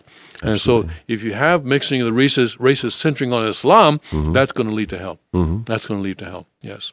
Definitely, mixing of the races is something that obviously is happening, and it has to happen in the future, but it is, what are you centering it upon? That is the issue. That is the issue. This is a big issue for the American South, Tim, after the Civil War, Well, let's not. you want to go down that road? No, let's stay focused. Yeah, Okay. I know that there was a big issue. I'm in deference to your Southern roots, Tim. Interviews by Reuters with more than a dozen party lawmakers indicate the coalition talks have brought pressure from Merkel's party for new faces to be included in the next cabinet and prompted early conversations on a succession plan. The departure of Merkel, whose time in office has overlapped with 4 French presidents and 4 British prime ministers, risks creating a leadership vacuum in the European Union at a critical and uncertain time. And this is the importance of this issue for the world at large, because European Union is gradually deteriorating. It's falling apart, and her demise. And the creation of a vacuum in leadership would certainly be another step in that falling apart of the European Union. And so that's why we want to watch this carefully. To smooth the transition, many in CDU favor the idea of a gradual transition that could involve handing the party chairmanship over first. Others want Merkel to go sooner, however, frustrated with her handling of the refugee crisis, which hurt the party's September 24th national election, limiting their loss of support to the far right. They complain she lacks the common touch. One CDU lawmaker who admired Merkel's mastery of detail, but complained she lacks empathy, said that handing over the chancellorship early would strengthen her successor and the party in the next election due in 2021. Tactically, a chancellor that's same as a prime minister, has an incumbency advantage. That means there could be a change within the legislative period, the lawmaker said. The succession debate has been supercharged by the inclusion of a clause in the preliminary coalition deal with the SPD that envisages a review of next government's progress after 2 years to assess whether any changes to its mission are needed. A good time for Merkel to resign, one CDU lawmaker speaking on condition of anonymity said of the review. So this is what is happening in Germany right now, and Merkel's position looks pretty unstable right now. Murky. Murky, yes. Okay, and Italians are on track to be the minority in their own nation pretty soon. That is not surprising after all the immigrants that have been coming across the Mediterranean, entering Italy illegally. The incredible shrinking population by 2080, Italians will be a minority in their own nation. Yeah, that's the other thing, that people are not having babies. Well, this goes back to the abortion issue as well, Tim. Well, abortion issue, and also the about the breakdown of the family. Yes. I think we need to and we will get back eventually to the idea of the extended family, because with grandparents, and now that I'm a grandparent, I understand the value of grandparents. Okay, that's great.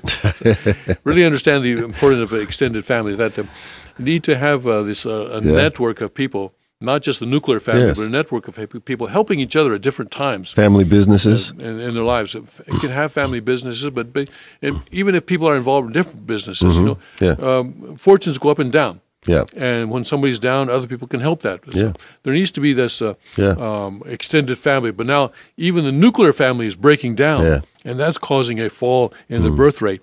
And then, that's what's happening not only in Italy, but in many countries. Though the official data shows that Italy's population was growing until 2015, and according to a Eurostat projection, it will stabilize within the next decades.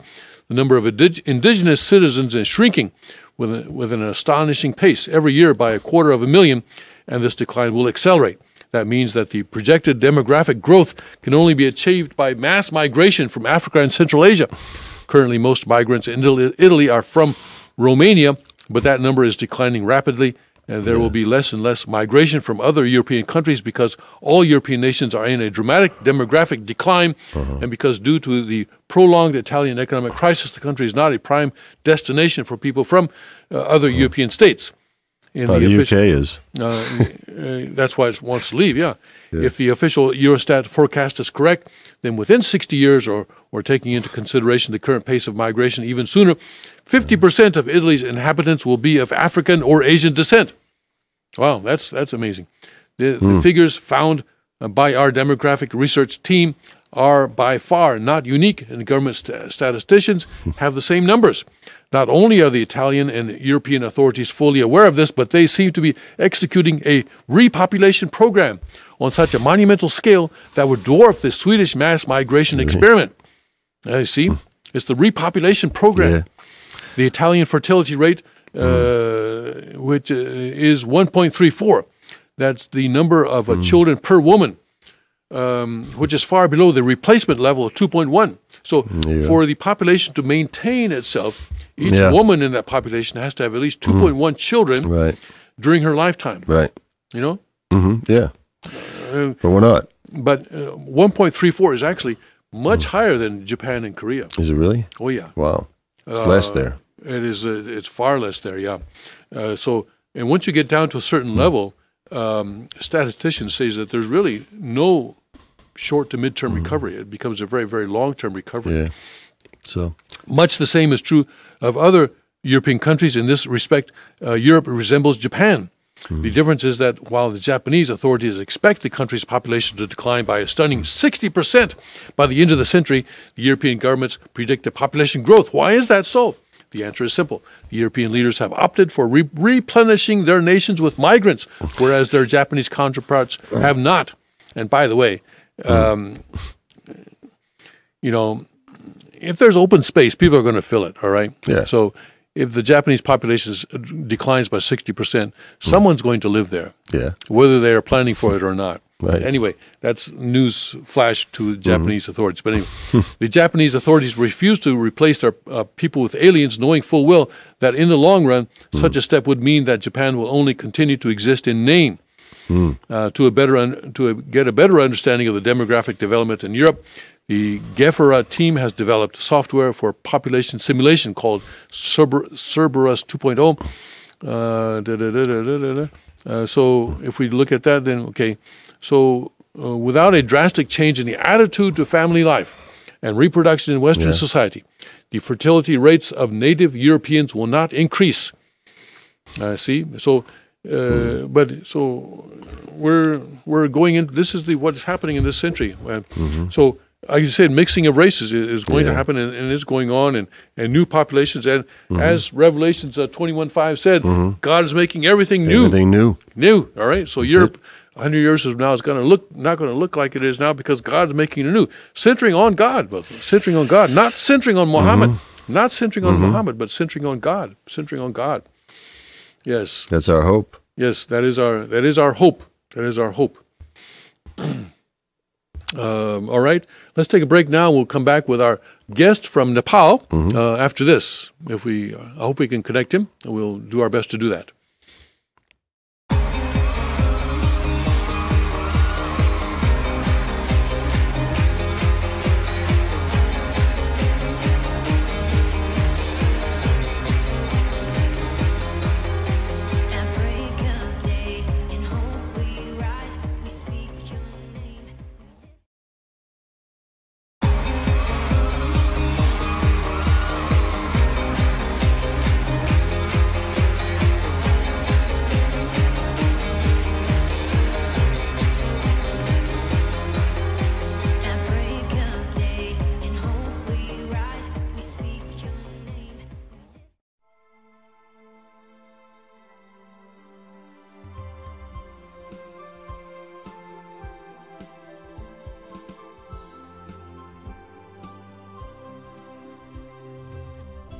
can teach about the sanctity of marriage and the sanctity of intimacy in marriage. Amen? After the blessing, when you realize that you made that pact deal, now just because you just got blessed already doesn't mean you have the whole world in your hand yet. It means that it's a process that you step by step understand in person. Understanding what reflection are you, and how can you express the good, better person within yourself to your spouse as well, to your new extended family. We did a lot of love and respect, kind of like education and training, and I think that we definitely apply that a lot in our daily lives, which is a huge blessing that helps us out. But it's different, and it's not always easy, like especially like when you're single. I think that sometimes you get this like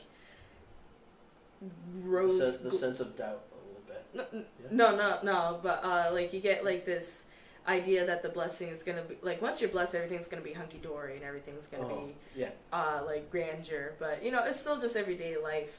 Not like it sucks or anything, but it's great. But it does have its challenges, new challenges that, you know, even though it's not like I've never known a guy before. I have, I'm very close to like my brothers, and I have, a lot of male figures in my life. But to live like as a wife is something that I've never done before. So it has the ups and downs, but it's something that is totally all teamwork. Like, you guys got to work together, communicate together, and it's just, you work through it, and you get stronger with every challenge that seems to come in its way. So yeah.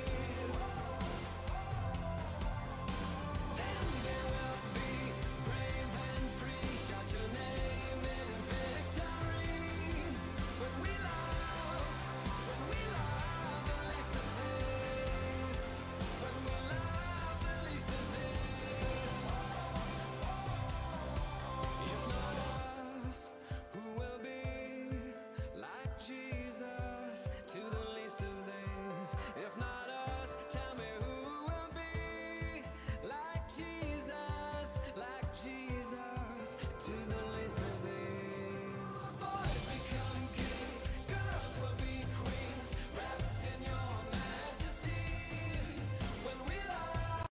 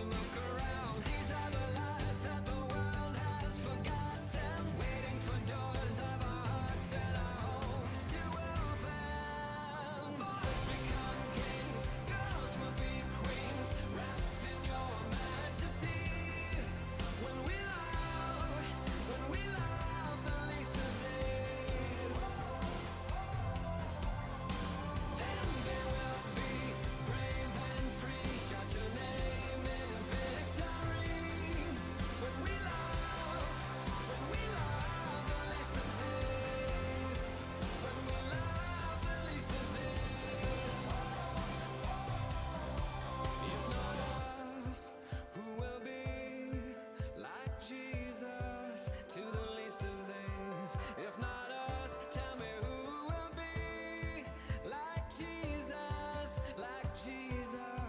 to the least of these. Boys become kings, girls will be queens, wrapped in your majesty.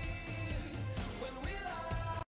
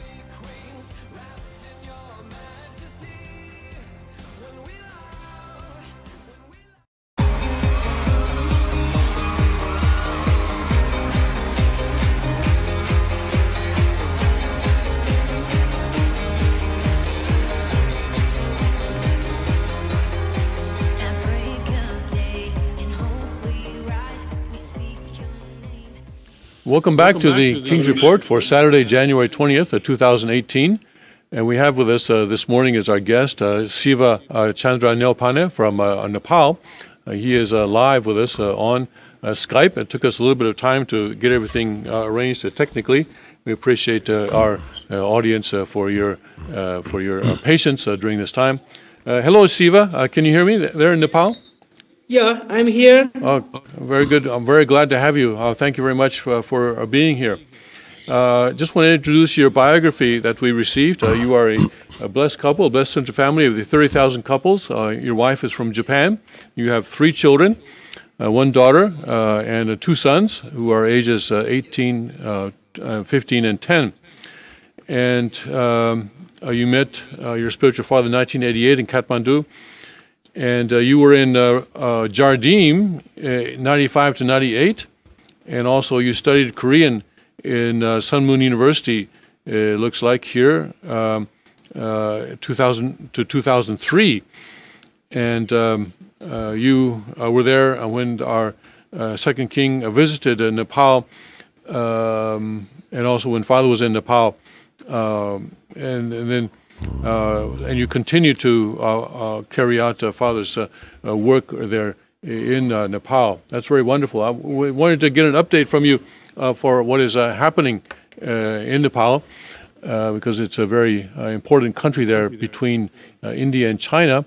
So it has a very important role to play in God's providence. I know that some time back, your country was trying to form a constitution after the monarchy ended. So could you tell us, please, how that's going? Has a constitution been established? Yes. So thank you so much. Thank you for giving this opportunity. I'm from the explain about Nepal. The Nepal is really the role, this special role for the God providence between China and India. So especially in the both country important for Nepal. So we are now, especially we play a reconciliation through the family party. So I was involved there after 10 years ago. And we have a special meeting when the father came in Nepal in 2005 in November 22. It was exactly the time the Maoists they stopped the war, and it was given all this because of Father Providence. Nepal go the peace process, and after that there is a 2 election and run over during the 10 years. So we were involved as a party, and our party is very important role. But because of the misleading some kinds of leadership, and now our party collapsed. And our leader is a communist beginning, and he was pretended blessed family, and he was loved by Father.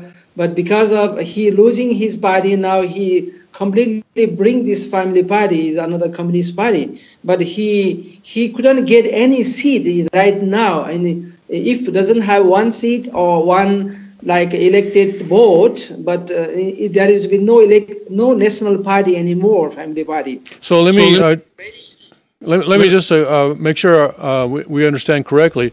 The family party that True Parents had so much hope for in the past has now collapsed and has become a part of has become under the Communist Party, you say? Yes. Well, that's a very shocking development. How did that happen?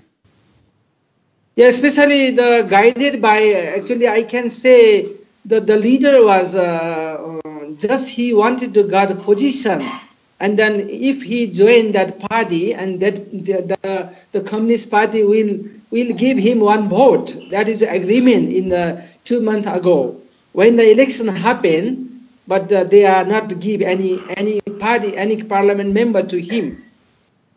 I see. So he. I see. So he, the leader of the family party, and I guess we're not mentioning his name, although many of us know his name. I guess the leader of the family party thought he had a deal with the Communist Party, where if he supported the Communist Party. If he joined the Communist Party, then the Communist Party would give him a seat in Parliament. But the Communist Party reneged. They didn't. They betrayed him, and so now there's no family party, and he has no seat in Parliament, and everything is gone. Everything gone. He's nothing remain. That's tragedy. I know that. Other side, the Asian leader Robert Kittiel and other the how do you say in Dr. Chang Sig Yong, you know this. He's who is now responsible Asian leader with him, and they think he will get the one position. Even they were campaign in communist campaign. They were in election, but there is nothing remain now in family party, including his position. I see. Well, that's very sad. So, all right, tell us then, who right now is who? Tell us about the party that is in charge of, or who that is the ruling party in Nepal right now. What kind of party is in the ruling party position right now? Is it? Now is two communists try to become one. Is Marx Lenin and Maoist party in China. I see. There is a one party, two communist party become one, and another side is now current government is a Congress party as a democracy party. I see. So Congress party sounds like it is closely or closer to India.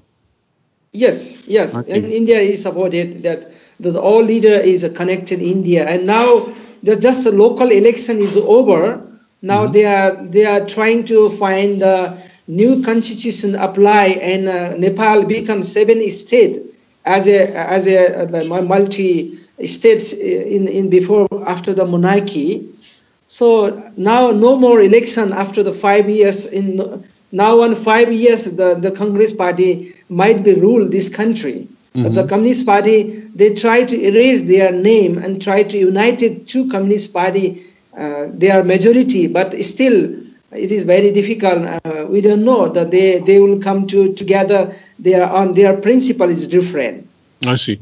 If the communists are able to govern Nepal, does that mean there will be religious persecution, for example? No. They are very supported. Our two parents, they are very open-minded. There is nothing problem. Let me get that straight. The Communist Party supports our two parents?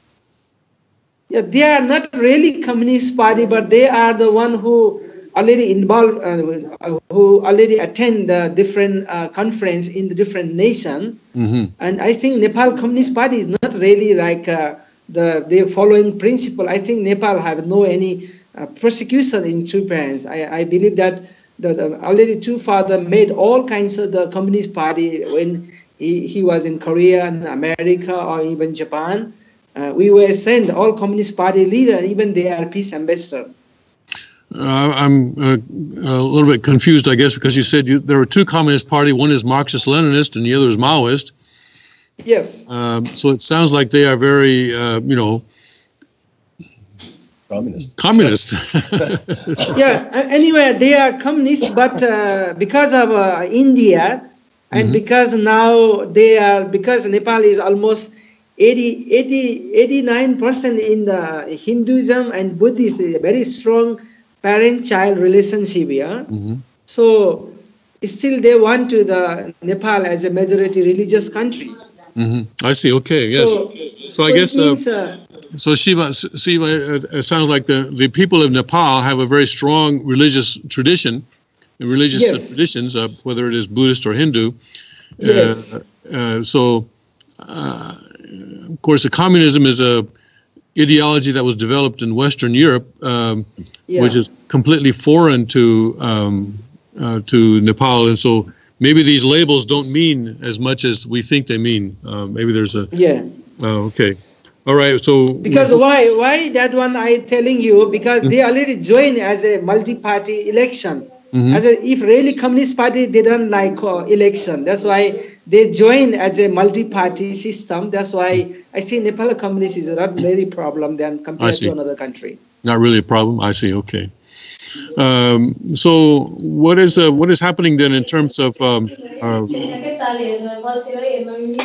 religious freedom? Well, let me ask you: can civilians own guns in Nepal? Sorry? Are civilians allowed to own guns in Nepal? No. That is no, completely not allowed. The policy is very strong. Yeah, now nobody allow that one. Now very peaceful process. Nepal is now going very peaceful way. Before is a civil war, but after the election, there is no allow any gun, even no any sub. Especially those who have gun, they have to special permit by head police. Mm-hmm. And completely the public people no allowed to any gun. I see. So after the Civil War, all the guns were taken away. Yes. I see. So now, how can people defend themselves? Yeah, but basically now we are participating the election and majority, and then now they try to find the development, local development and education, some kinds of the income source and some cooperation from international and NGO, INGO. Mm-hmm. So they are hoping that can develop in a different part of the income generation. 3 million people out of the country in Nepal, in Saudi Arabia, Qatar, different part of the world. They went to their work as a labor work, and they send the remittance in Nepal, and that remittance, the economic is now holding in country of Nepal, and majority is now we are other side we have a tourism and agriculture as a local survive. Yeah, we didn't have any industry because between China and India we cannot have such an industry because of they have provided very cheapest product in Nepal. I see. So, what is the relationship like with China? Is China trying to? China is a very big country. I imagine that they would try to exercise a lot of influence over Nepal. Yeah, some Communist Party have a strong root with them, but openly we doesn't have that much like India, because of Dalai Lama, in Tibetan refugee in now crossing the border of India. So China not allowed to open border between Nepal and China. So the special case they are trying to involve the banking system or some kinds of railway project to Nepal government. But so far without council India, it might not be happens easily. I see. So China is doing something called the One Belt, One Road initiative. Yes. Is that also? Have you heard of that in Nepal? Yeah, they are thinking, but not yet that like apply. But because of India is very strongly connected in culturally, without India permission, China alone cannot do like that. I see. So there's this sort of balance of power, shall we say, or some power relationship between China and India, and then Nepal is kind of caught in the middle. Yes, we are like defense between the communist and democracy. I see. So, which party do you see is do you see any party that you think is serving God's providence right now in Nepal? Yeah, I think Democracy Party is already they are very close to us, and because we have 5,000 peace ambassador already who I was also involved last 20 years, and I have all this connection because I was also the Democracy Party in my childhood. And understand the two parents, and before I was involved the family party because of some problem came, and I didn't want to involve family parties going to communist party.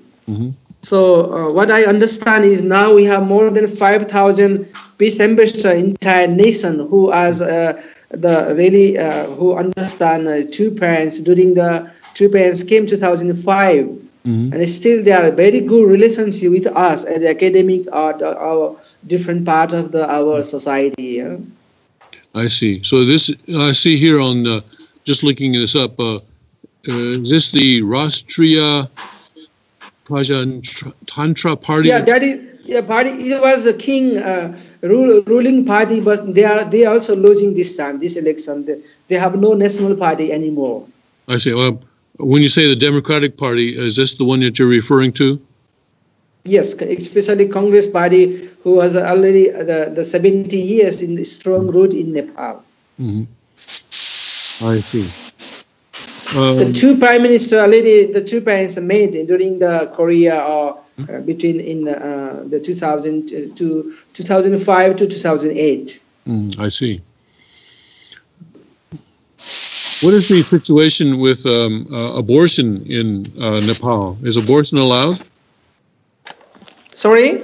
Abortion, when a woman is pregnant, to end the pregnancy? Yeah, now is appearing the especially newspaper and not that much special case, but the some happening now, especially as we have a caste system. The Mongolian caste people are involving such kinds of, because their parents is not living in Nepal. So not they really divorce and abortion case in Nepal. Maybe 1% I can say. So are you saying abortion? We're talking abortion, right? Yes. So you say that only about 1% of there's abortions in Nepal? Yeah. So yeah, it's very rare. We have very strong family relationship. As a grandparents, parents live together as our principle. Well, that's wonderful. Yeah, that's really God's ideal, to have this three generation families under one roof and to have this extended family. We really need to recover that in America. Yes.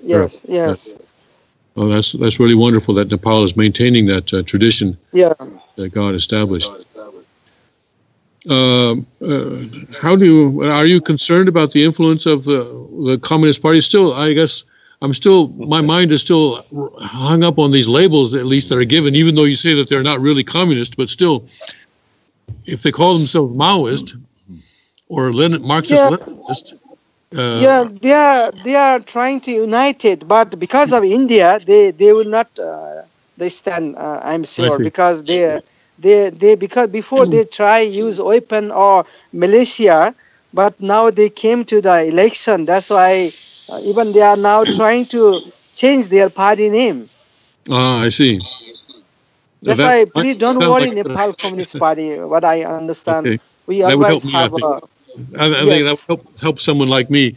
You hear a party that's called Marxist-Leninist, you think, wow, okay, they must believe in Marxism-Leninism. They must believe in violent revolution. Or if they talk about Maoist party, but anyway, I will try to get beyond that those labels. Because of Nepal's strong religious tradition, that seems to be the most fundamental thing in Nepal. To have these large extended families.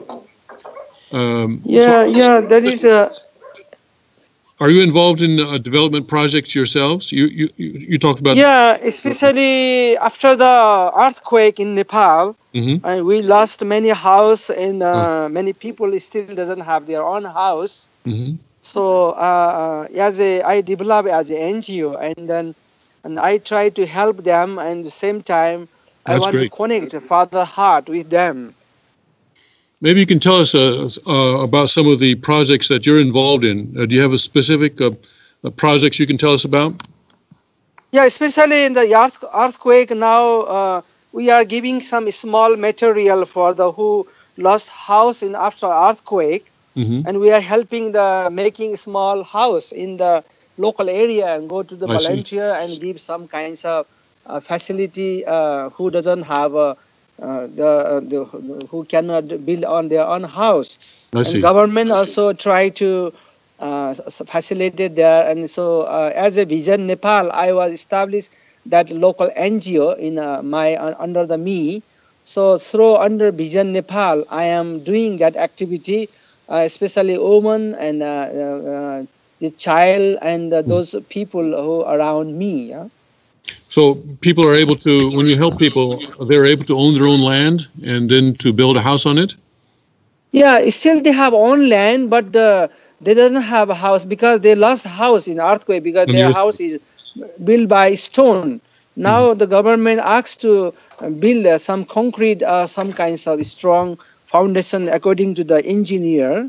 So we are trying to help and cooperate some other NGO and ourselves.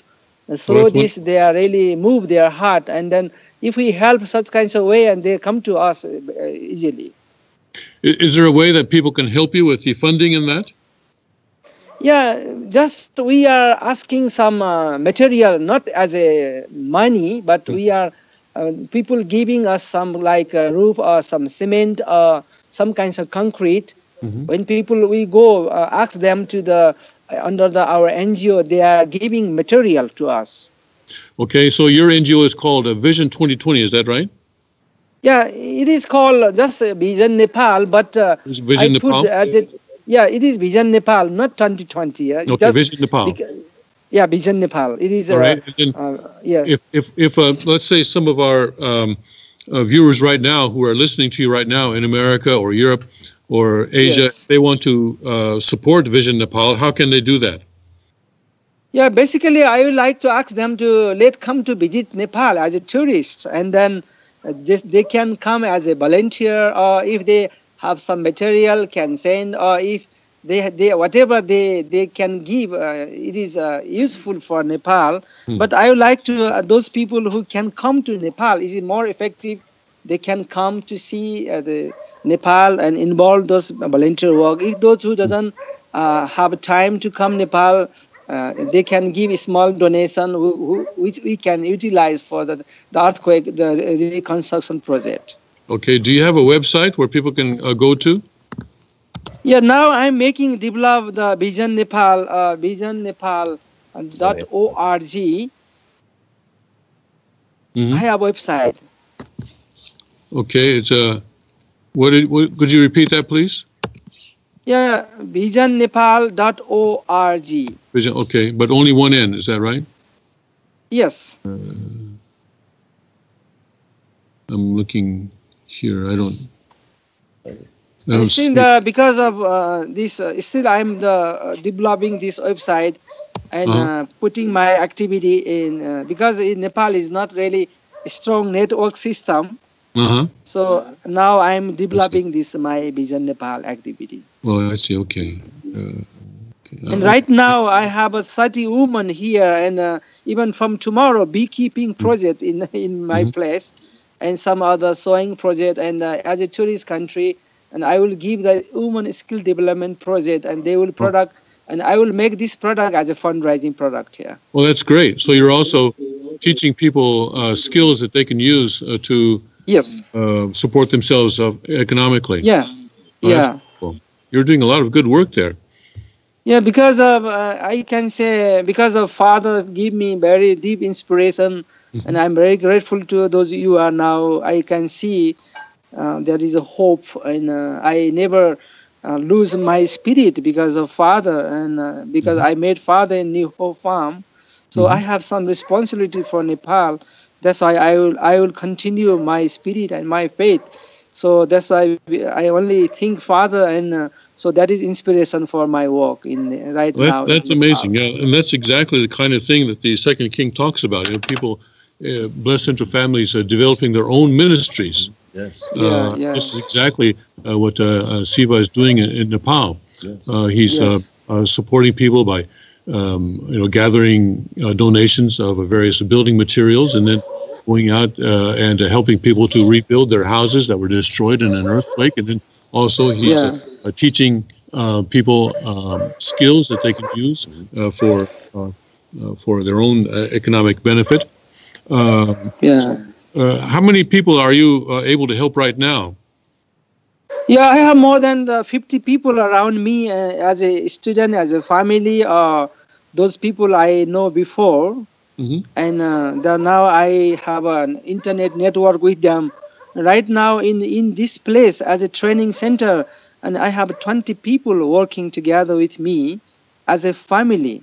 And so I am helping their education, and some other try to work together. And especially I was a fundraising pioneer in the beginning of Nepal. And sometime I will go to them to sell ball pen and raise fund. And so this is very exciting to educate Father education and Father formula course. Yes. And so that is the only way can develop a life of faith. Yes. No, your testimony is very inspiring to us, Siva, because you're really actualizing Father's teachings there. You're carrying them out there. you're putting them in practice. Carrying on the tradition of Jardim. I met Shiva 20 years ago in Jardim in the Manjoka field. Mm-hmm. He pioneers. He is carrying on the same spirit In in Nepal. Yes. All right, so people can go there as tourists and then participate in the volunteer work as volunteers. Help people work. And we have a lot of space and very cheap. And I think the almost the October to until the December in Christmas, a lot of the nice weather here, trekking and go to the sightseeing and expedition. Especially European people come I am as a tourist guide, and I have almost 6-7 languages go throughout my missionary and throughout my 20 years. And I also use my language skill to teach language and guide tourists. It is also exciting to me meet people. You said October to December there's nice weather in Nepal. Yes. I normally think of Nepal as being a very cold country, Mount Everest and so forth. Because you see Nepal is 300 meters to 848 is a high Everest is there. But normally is half of Nepal is like 4 seasons, and we have in Indian border we can plant to the mango, and northern part of we have apple. That's why Nepal have a special climate that is can find different interest ethnic group, and people really like to come here and spend time. I see. So Nepal has a wide variety of climates, even within the country. Yes, so October to December can be a very nice time to visit Nepal as a volunteer to help them with the rebuilding and the development up there. What would you say is the biggest problem that Nepal has to deal with right now? What is the most important national issue that if people want to pray for Nepal, what should they pray for? Yeah, especially now is 2 parties try to become one in especially the Communist Party try to become one, and the Congress Party is a opposition party. So the Democracy Party must rule this country for the future. I see. So have to pray that the democracy faith. And right now, it is a not really big problem, but now we have to start and apply the constitution, which we make constitution. And those people now is those government people now try to appointed the different capital, and they don't like different capital. They want to have their own capital in the local state government. I see. Even it's still going on some kinds of demonstration. So anyway, this is not really big deal, but now Nepal is going really the new path. I think this is we have to really educate young people, those who can really understand even our principle. And so I want to meet young people and give the great vision under our 2 parents' vision. Yeah, that is my determination and devotion. Nepal had a king until not so long ago, right? Only about, what? Yeah, in 1990. 1990, so about 20 years ago, 20 or 30 years ago. Yeah. And how do people in Nepal feel about the Chonigu Constitution?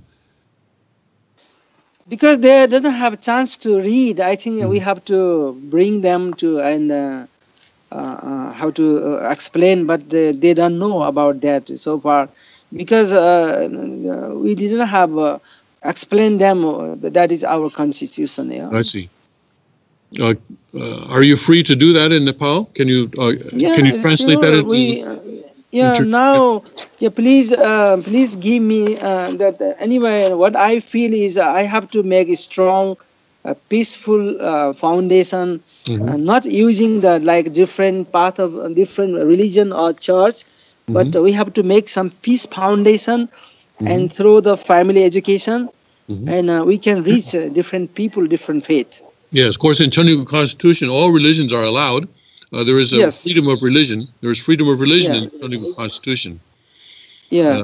And because the king now doing many things, but I doesn't have any material, and so I need to have some material to understand myself, and then so I can easily can bring out as education material. Yeah. I see. Okay. All right. Thank you. We'll do everything we can to support you in your efforts there. That's wonderful that you're doing there, and I hope that people around the world who are watching this will also. How can we actually support them? Can we do a GoFundMe campaign or something like that? Is there a specific way we can help Shiva? Well, so I asked him that, and he said the best way is to go there with a visit and find out the situation, rather than just send money, but just to go there and visit and work as a volunteer. Yeah, I prefer not sending material money. If somebody come representative who understand our second king, it will be exciting to influence our people, especially some sport or music or some kinds of extra talent from the international. And we can make friendship, brotherhood, sisterhood, and we can work together and change people's heart and mind. Yeah. Would you like to welcome the second king there for a visit? Yeah, sure. Because we already have foundation. If he is preparing, and I can connect people, and then we will have a big conference. It is possible. Yeah, they don't need to worry, afraid any people, because Nepal they already knew, and I have already the many peace ambassadors. I can communicate, and then we will have a national assembly. It is possible.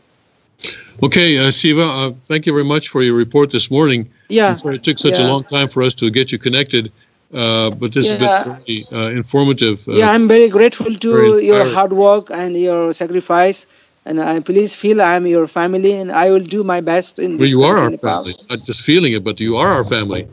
So, thank you very much. All right, thank you very much, Siva. Please, my many greeting to second king. I'm waiting to Nepal and sacrifice, carry his cross in my shoulder to live this country as a God country. Wonderful, wonderful. Praise God there, Siva. Thank you very much for your work there in Nepal, and we pray for the success of God's providence there. Yeah. I want to thank everyone. Thank you so much. This all opportunity and preparing to me. Thank you so much. We will wish you a good day this day. Pray that wherever you are in the world, that you will be with God and allow God to work His will through your life. God bless, Godspeed, and may His kingdom come.